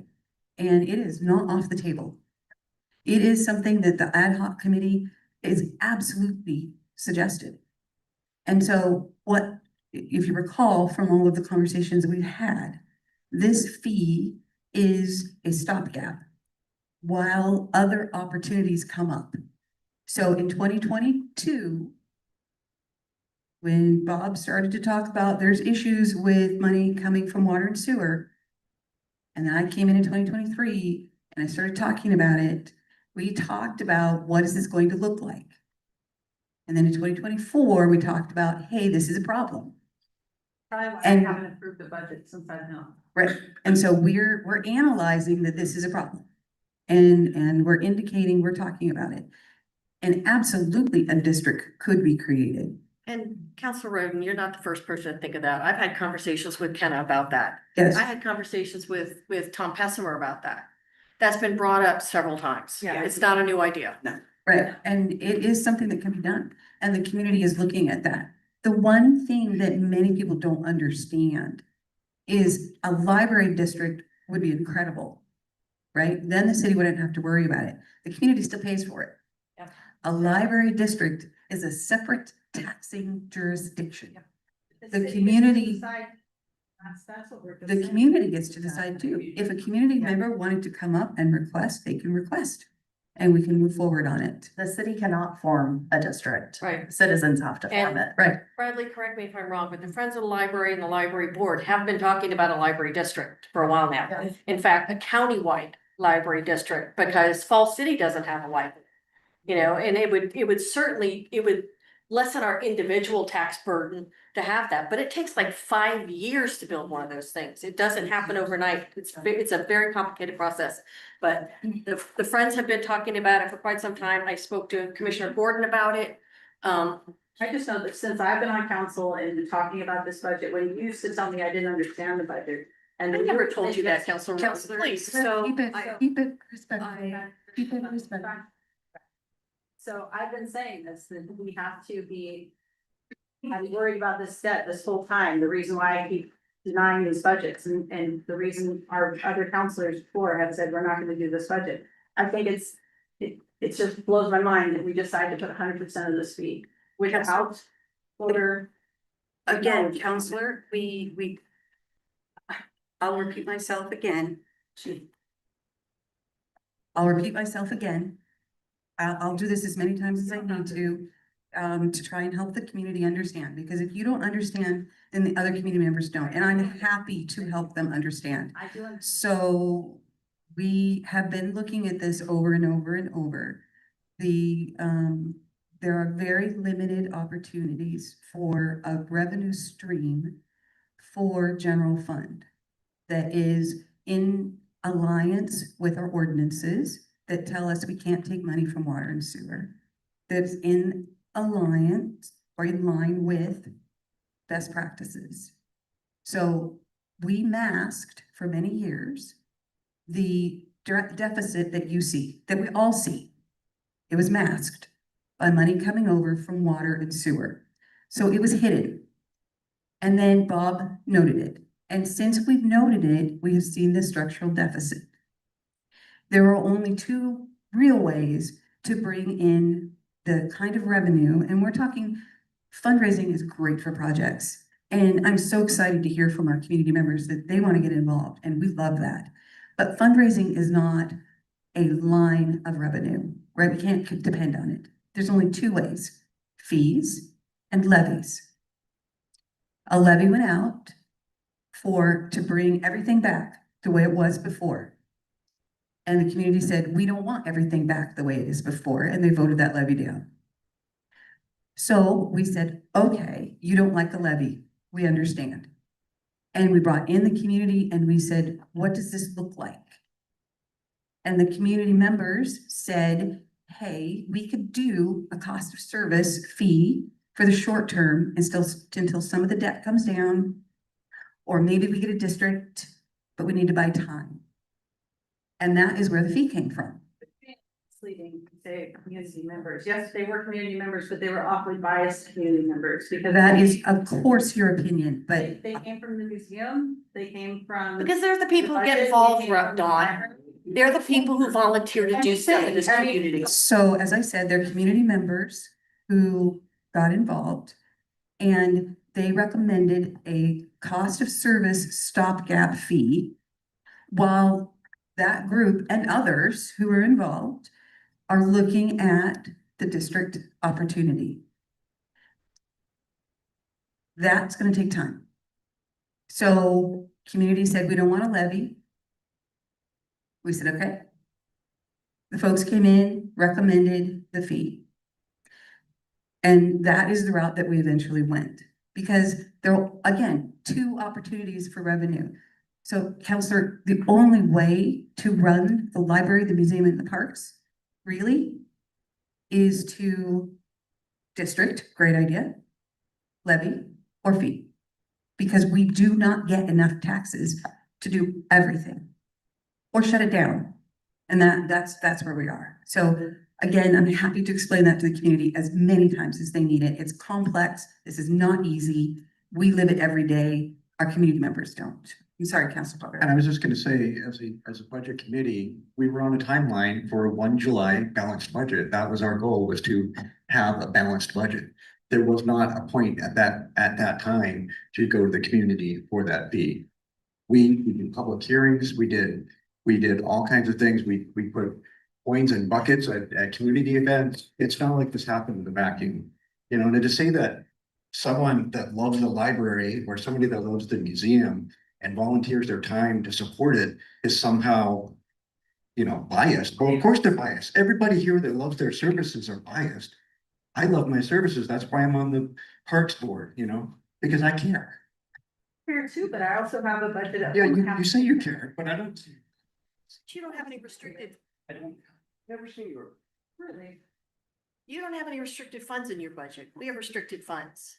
It's not the same If thing. You I cannot don't have compare Councilors, somebody's budget. Counselors, Spend my money. Counselors, if we can tone it down a bit. and also I think one of the things that we have been trying to educate as well is that household budgets are different than civic budgets. There are some, obviously, there's only so much money in, there's only so much money that can go out, but there are different requirements for those that we do need to recognize. And one last thing before I pass it to Councilor Source, I think we've reminded the community as well that we have these assets that we spent taxpayer money to develop. And so we still have a financial responsibility to those assets and looking to see if we have been able to find every way to keep them going and not have those assets disappear.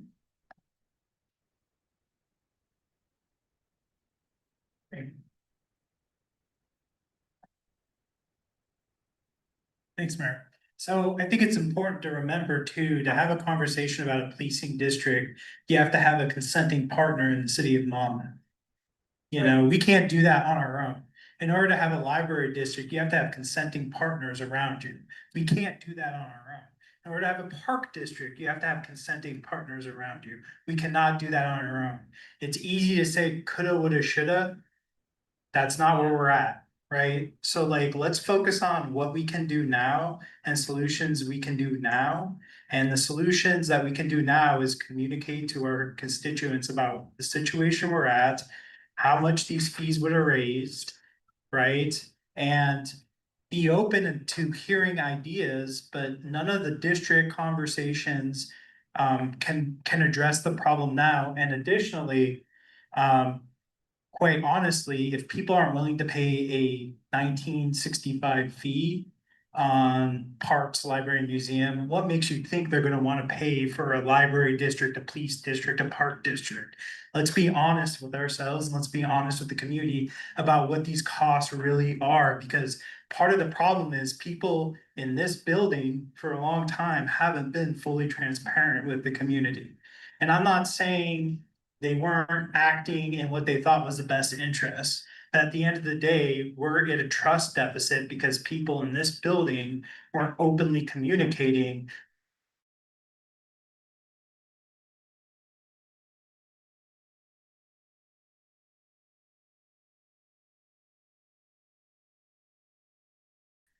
So thank you. And just to add to that, though, it's not the $19. It's just the fact that we didn't give them the option to vote on it. And we may look back at previous management of our community, but maybe we can disagree with your definition of best practices, and maybe there were best practices being used, or maybe we could continue them for a while so that we're not bridging this gap with this fee. We cannot disagree with an ordinance, Counselor. We have an ordinance in place that says water is for water, sewer is for sewer. When did we put that ordinance? Way before my time. And I think it's also important to remember that every management team that comes in has their priorities that they are working on. And we, as a council, had tasked City Manager West with getting our finances sorted out and infrastructure. And those are the priorities that we have been focused on. I think there is also a desire, as we were going through this, to recognize there was that structural imbalance. And the braver thing is to stand up and say, we have to fix this now, and it is really painful. Like, none of us want to have this conversation. It's hard on staff, it's hard on councils, hard on the community. But unless we want to be having this conversation every year and looking down the road 3 years, 5 years, 10 years, it would be snowballing. And it's harder now to stand up and fix it. But it's for the future good of the community, the future sustainability of the community, to get on a path where we are being, that we are doing exactly what the community is asking us to do, to live within our means. And just as you said, Council Roden, I have a budget, I need to stick within my means, I have to live within those means. That is what we are doing here. We are trying to live within our means, and it's painful because it means cutting services. And so we are trying to find alternative ways to bring in additional revenue sources.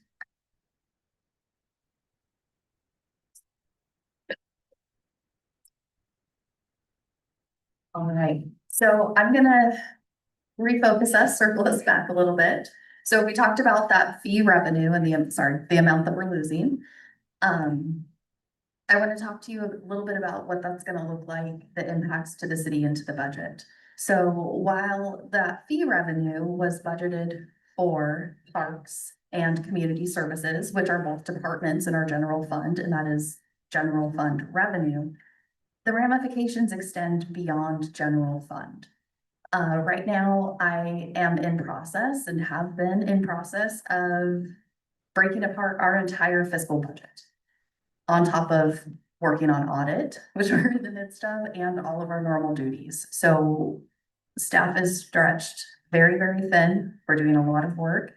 And there's gonna be a lot more to come. I want you all to understand, or at least be aware of what to expect will be coming in the next several months. It's a fluid situation. I will keep council updated as things develop, but I want to give you kind of a high level overview of the impact, what we're looking at, and what changes are coming. So if you look at this great big spreadsheet that I printed out for you, this big one, this is allocations. And I know everybody has heard that word, salary allocations. That is the way we spread costs across different departments for funds based on if it's materials or services, if it's personnel costs, wherever the expenditure should go, wherever, if it's a software subscription, it's allocated across the funds that the departments and the services that use that software. Same thing with our staff. We spread their costs based on the work that they are doing across the various funds so that we have tracking of how much each function of the city costs us. How do you, City Manager West, this is probably a question for you.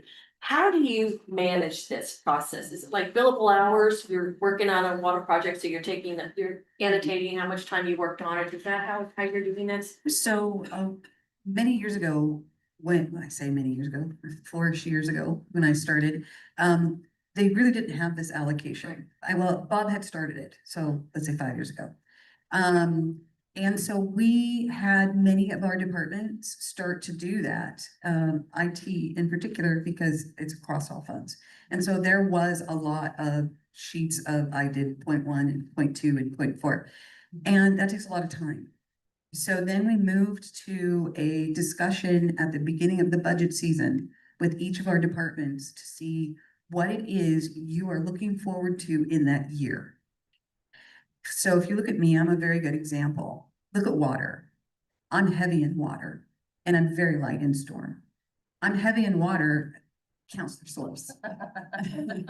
I'm heavy in water because I know the job I do involves finding funding, making sure the contracts go through, right? I'm handling a huge amount in water along with our public works director. So for this year, I'm at 35. Now, next year, maybe it'll change. You'll see when I know I have a union negotiation coming up. Well, now that we have an in-house counsel, it'll depend, right? Yeah. But used to be, you would see my time change because I knew I'd spend more time in union negotiations. Now, this is, we do the best we can at the beginning of the year because we don't change it mid-year. So things can come in that are unexpected. For example, referendum. Where on this is the referendum? Because we had no idea that would happen. So this is not perfect, but at a snapshot in time, this is our best determination based upon what we know is coming up for that year. And it is also based on prior history that we know from when we started this process. So yeah, we Did I have miss that. anything? Yeah, you got it. We have that baseline that we established through tracking, and then we review, we sit and meet with all of our department heads and discuss the projects that we're working on, the work that's going to be done, and where our time is going to be spent. And to City Manager West's point, you can see that reflected in our Human Resources Director. This year, we changed her allocation to 25% in police department because we know that we have negotiations coming up, and a good deal of her time is going to be spent working on negotiations for the police department contract. So these adjust annually based on our workload. Same goes with all type of expenditures where appropriate, we spread them to their respective departments or funds. So I brought this to you as a reminder of the allocations, but more importantly, I think it's a good visual aid to understand the changes that are going to be coming to the budget. So if you look at, for example, the Parks Department, in the general fund, it's kind of in the middle there in blue. You can see that we have our city recorder, 1% of her time goes there because she deals with agendas, different things, the meetings. We have a portion of our city attorney's time there. We have public works director, city engineer, the public works assistant, and other public works workers based on the amount of time. Sorry to interrupt you, but is this normal?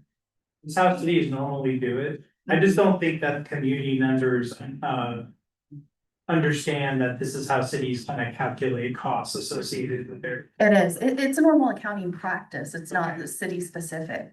Okay. Most, if not all industries in general, they allocate costs. Allocate. Yes, there is a spread, it happens in the system. Yeah. Within certain departments Yeah. for administrative purposes. And sometimes you'll see things, like maybe personnel, this is different type of entities, but sometimes they're budgeted in one department, but then the work that they do gets allocated through accounting to capital expenses, different projects, and it can go different places as well. We always account for the work where it took place. And so just a quick follow-up, if that's okay, Mary. Is that why it's so hard?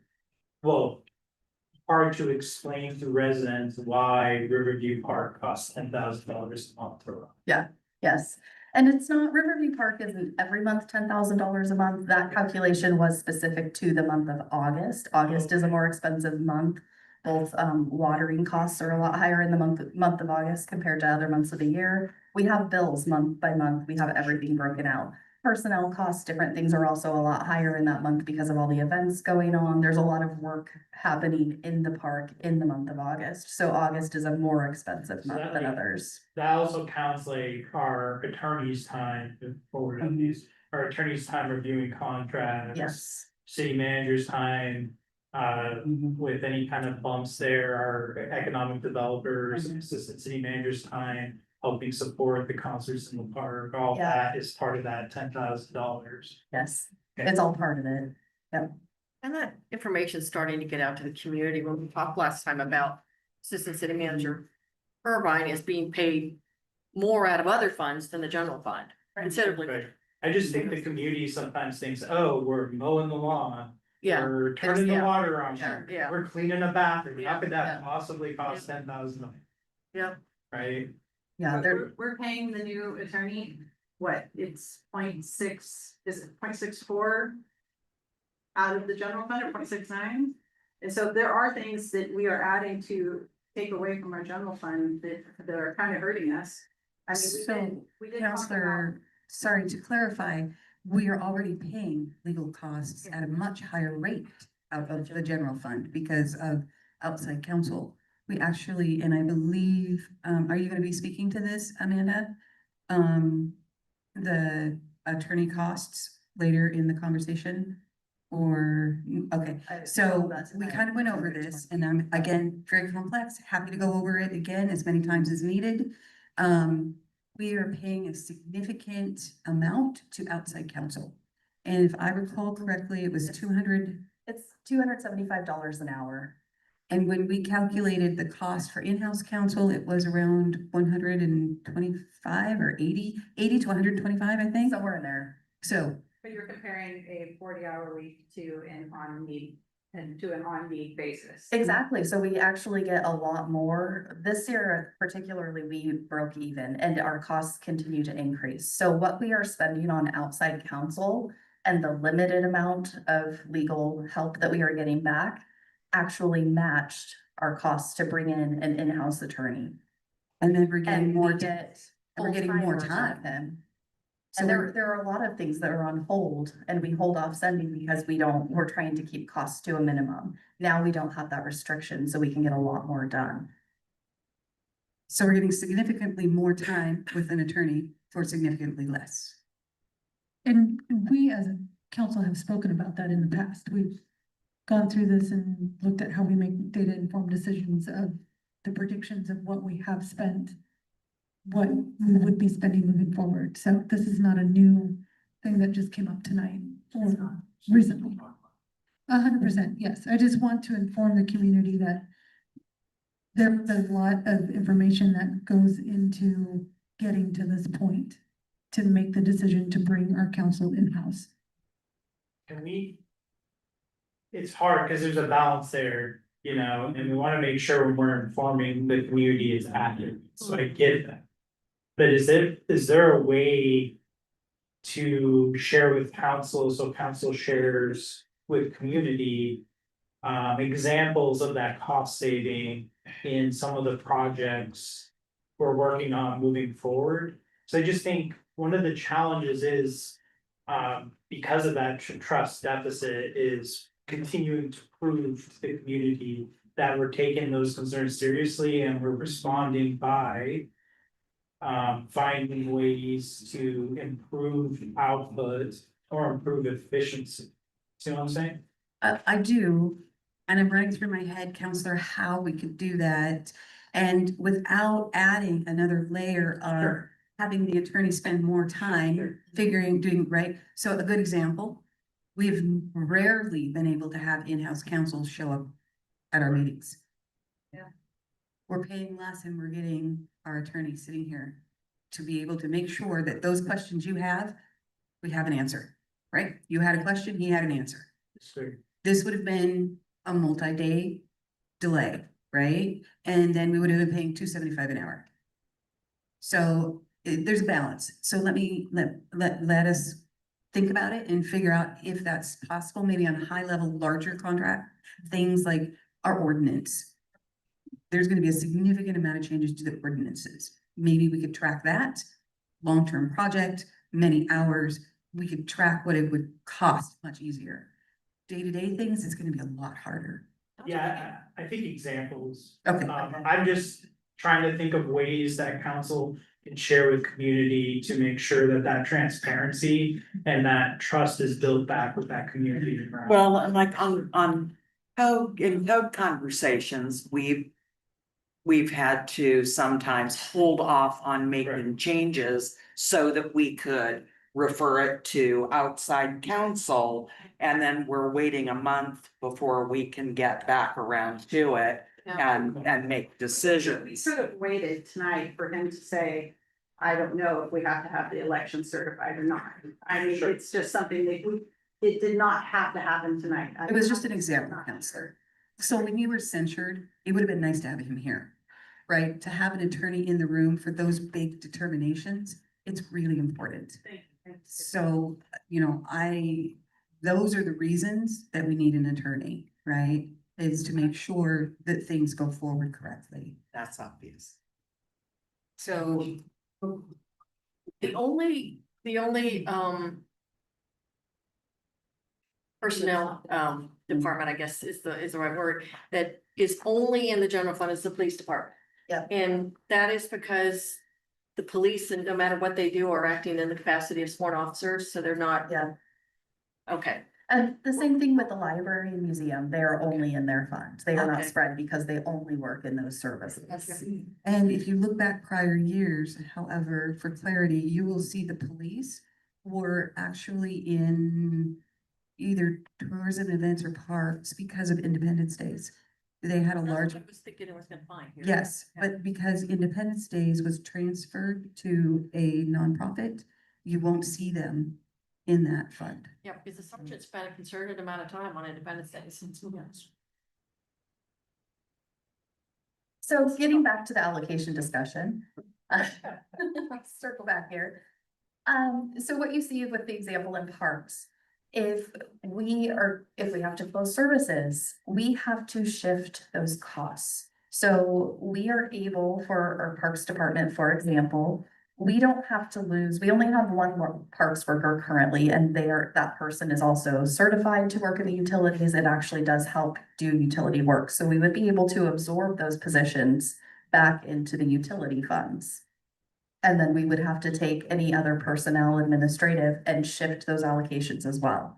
So when we're looking at impacts to the budget and having to do a supplemental budget, have to completely redo the budget, it's not only going to impact the general fund. There are costs that are going to be shifted back to the enterprise funds. There are costs that are going to be shifted amongst other departments in the general fund if they cannot be avoided. So just wanted to preempt that with what you're gonna see moving forward. We are breaking everything apart right now, trying to identify avoidable costs, projects that can be deferred, where we can shift things, what capacity we have, all of that. And this is a piece of that puzzle that is part of the discussion. This is what we're looking at. Let me find the next page here.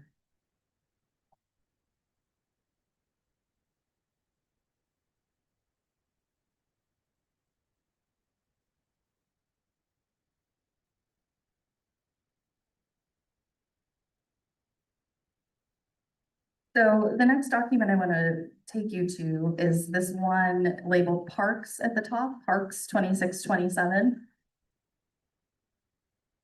And it also has below it, you should have a printout of the Parks budget page that has highlights of yellow and green on it as well. Those two go together.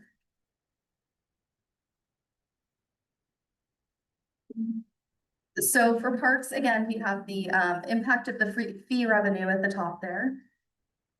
Just for reference.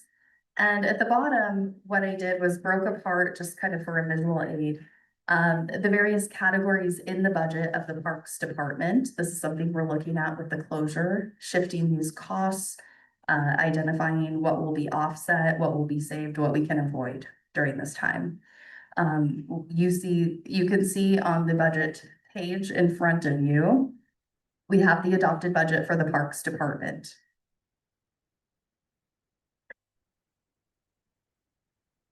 So the closure of parks saves us annually based on budget, close to $500,000, $492,560. That includes personnel services, all the materials and services, operating costs, supplies, miscellaneous expenses, etc.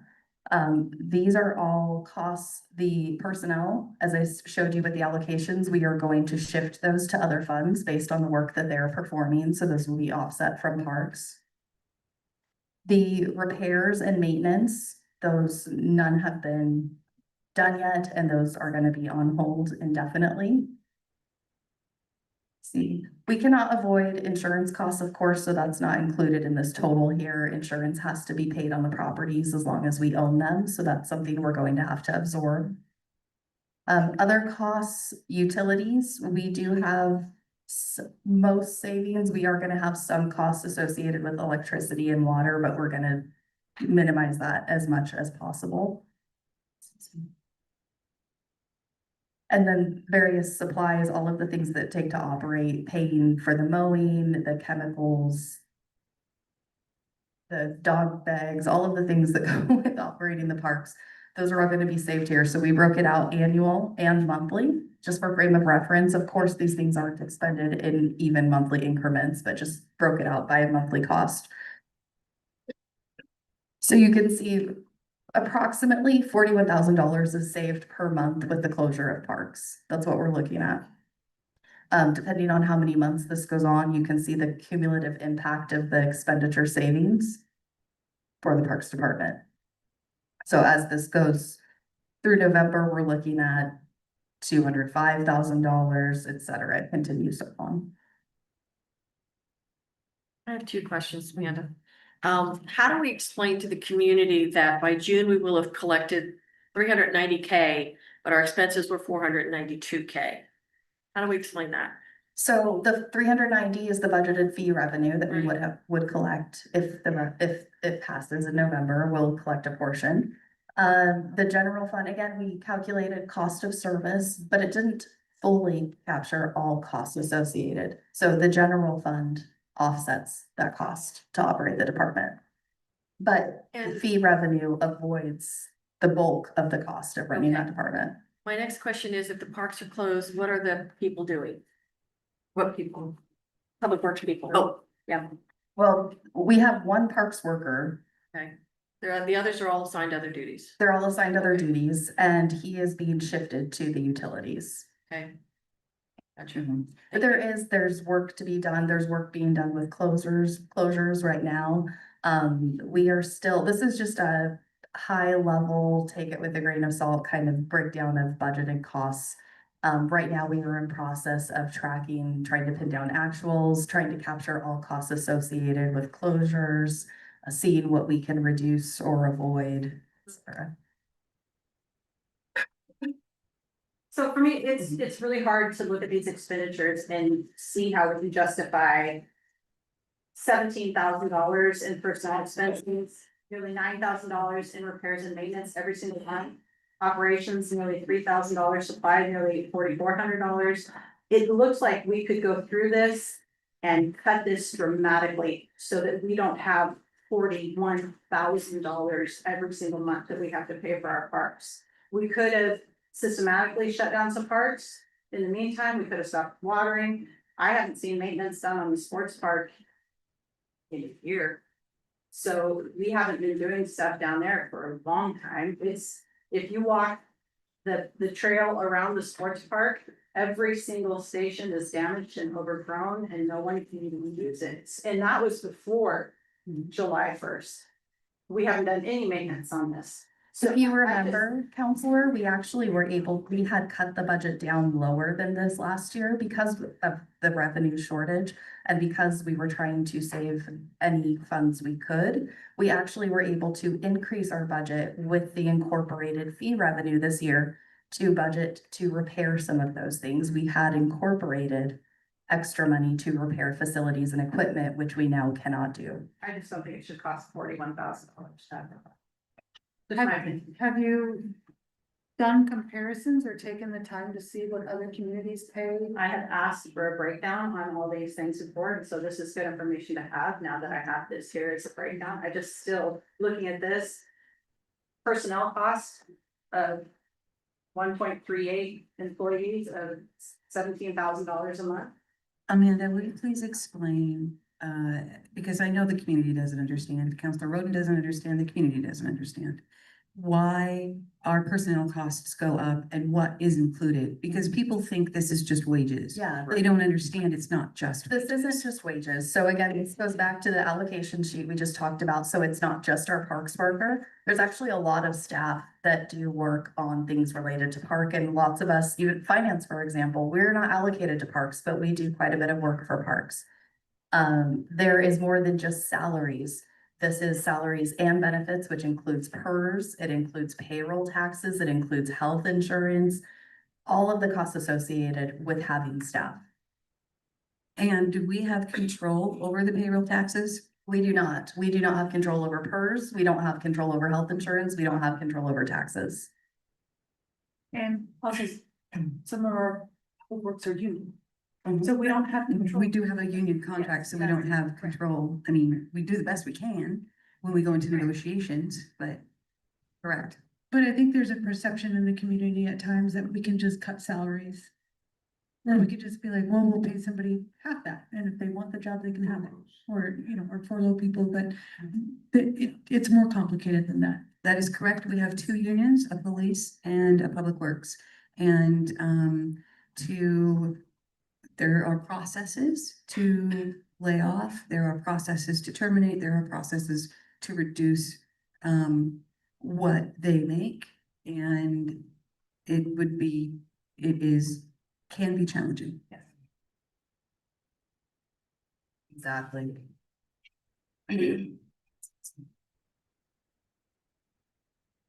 So yes, for the city budget overall, personnel costs are one of the highest. And unfortunately, it's just one of those expenditures. We are skeleton crew. We keep it as tight as possible. We have limits wherever we can have limits. There's very little with employee costs that we can control. And our costs are in line with other communities, and we don't, we do look at wage studies. We compare to other communities of our size. These are not arbitrary numbers that we pick out of a hat. And we do need to remain competitive, right, to, you know, to attract staff and keep staff. You are correct. An example, when we prepare for union negotiations, we will do what we call 4 up and 4 down, right? So we look at 4 in sizing and up and down. And it can be, we add in, and we add in also because we're close to a larger agency like Salem. Because what can happen is we train these incredible people and then Salem pays them more. So we have to put that into our analysis. And so we do compensation studies quite often. Our human resources director is quite good at it. And so we don't just look at size because it's not always comparable. We look at what they're doing, right? So take, for example, a city manager, a little different, but we're 10,000, but we have a lot of things that are different than other 10,000. Right? And so you look at, we have a museum and we have parks and we have a library and we have 2 unions and we have a significant fiscal crisis, right? All of these things, and you have to take a city with those similar and put it in there. And it may be a city of 5,000 or maybe a city of 20,000. We kind of try to do that with the union. So it is quite an analysis that we do to make sure that we stay competitive. Because the loss of institutional knowledge, you just heard Sean talk. Can you imagine if we lost Sean? The loss of institutional knowledge is devastating. Never leave, Sean, sorry. I told him that already. I would just say, you know, I echo that, and you know, my day job at the university, we see that all the time. You know, we're not far away from much larger institutions that are far more flexible in what they can do remote versus in person, what they can do, how much they can compensate somebody. So we train these folks, they leave to go to bigger institutions that can pay better. And I think the community needs to think about the costs associated with if we cut people's salaries or we lock them into a salary and they leave, the cost of retraining people is a cost that goes unrecognized in budgets, but has a dramatic impact on. And so these are things, you know, it's never as easy as, you know, I balance my budget, why can't the city? Or, you know, I'm a manager and I cut salaries, why can't the city? Like, of course, it's always more complicated than that. But these are the examples I think community just need to hear that like there are real impacts when we talk about these things. And just I guess a follow-up is, do you know the percentage of our staff that is unionized versus unrepresented? Because I think that matters too. Not offhand, but let me have Amanda continue and I can give you a rough Sure.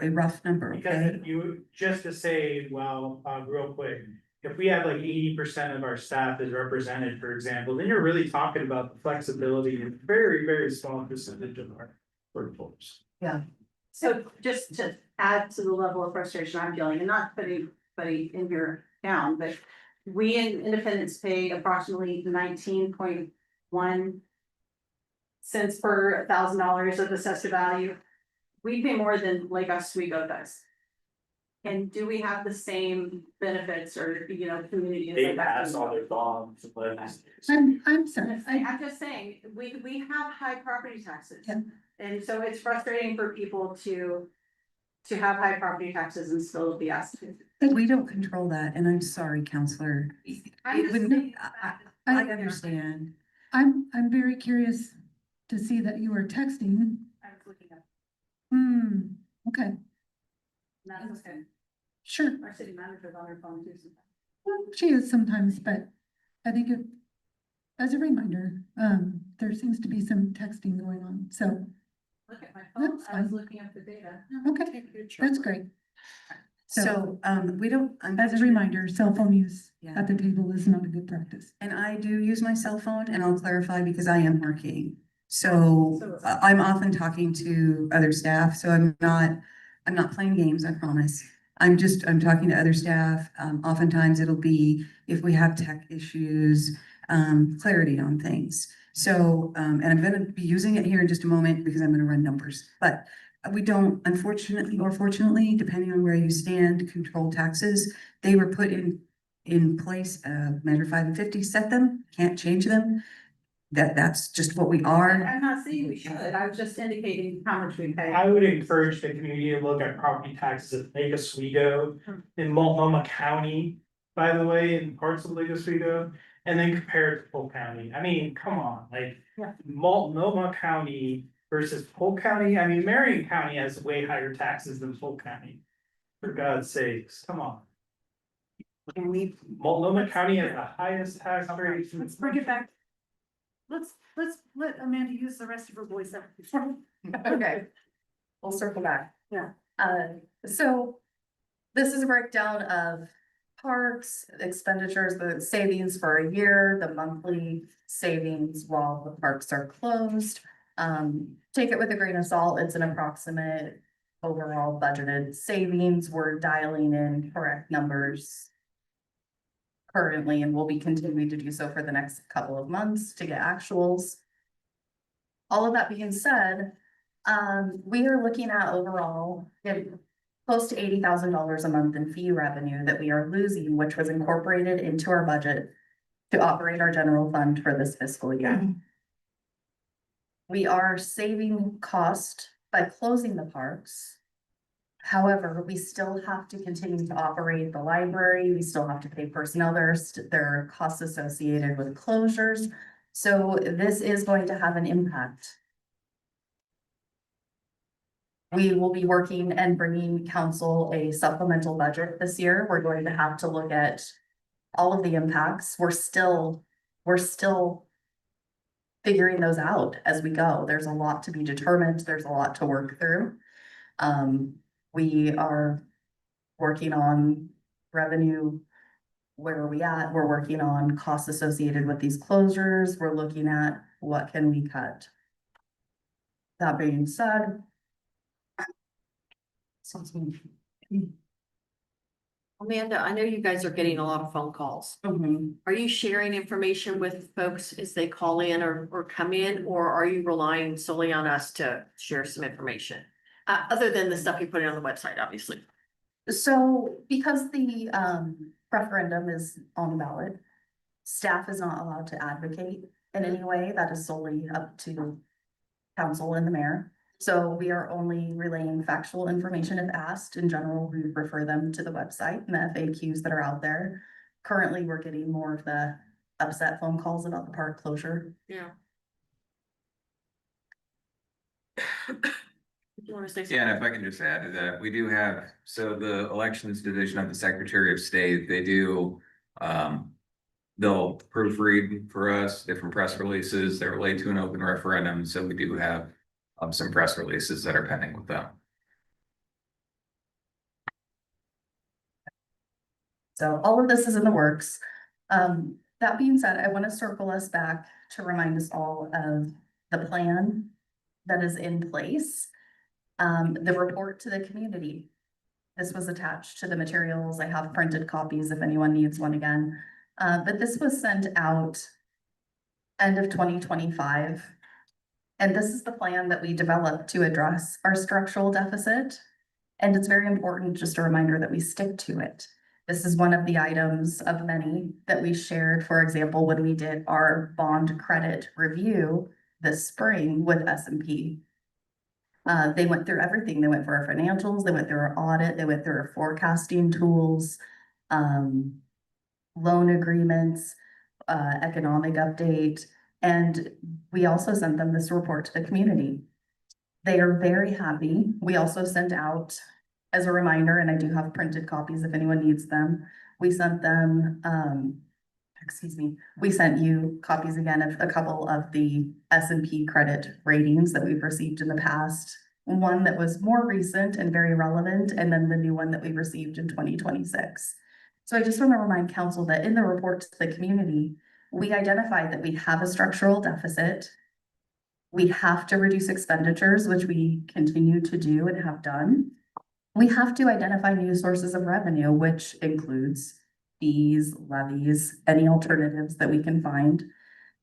And we have to continue monitoring this and sticking to our plan. This is something that was emphasized. It was reiterated by S&P. They noted that their committee, it is reviewed by a committee, they determined that we had a 1 in 3 chance of not sticking to our plan, in which case they would downgrade us by multiple notches. So if you recall, that credit rating is very important. It's similar to an individual credit score.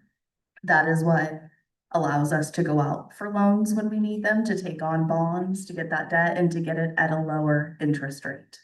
If we are downgraded several notches, it will reduce the options available to us, and any type of projects in the future will be much more expensive. Now, this is something, one of their main concerns, this is very important to the situation we have at hand. One of their main concerns was our reduced reserve levels. We have expended them over the course of several years since the last time they reviewed us, which was in 2020. We have depleted reserves. That's one of the main concerns that they pointed out.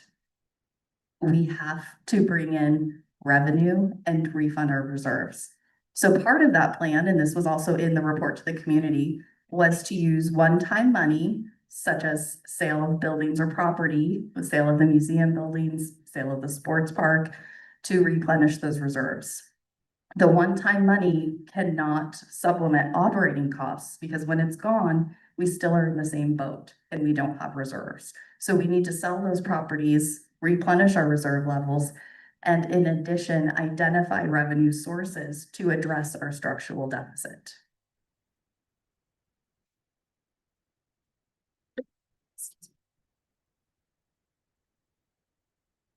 I know.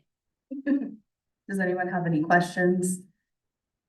I have one quick comment, and that is, that thank you for the S&P reports, because in my memory, and at that time, I spoke with Counselor Morton as well. In our collective memory, that was the first time council had been presented with S&P reports. So that was really enlightening for us as to, I guess, the level of information now that is being shared with us as a council to ultimately make better decisions based on better data. Yes, So, and it's thank you important for that council, thank you, and it's Yeah. important that you have that information. It is, yeah. Because it impacts the city's finances, and you are the ones making those decisions, whether it's to take on new debt, whether it's to pass fees, whether it's to go out for a levy. And you need to have that information to make an informed decision. Now, this is something that we discussed in our report to the community, was we have tough choices ahead. Not everybody's gonna be happy, but we have to make decisions for the best interest of the city. 29%, Counselor Source, very rough numbers. 29% are union. Okay. Again, rough numbers.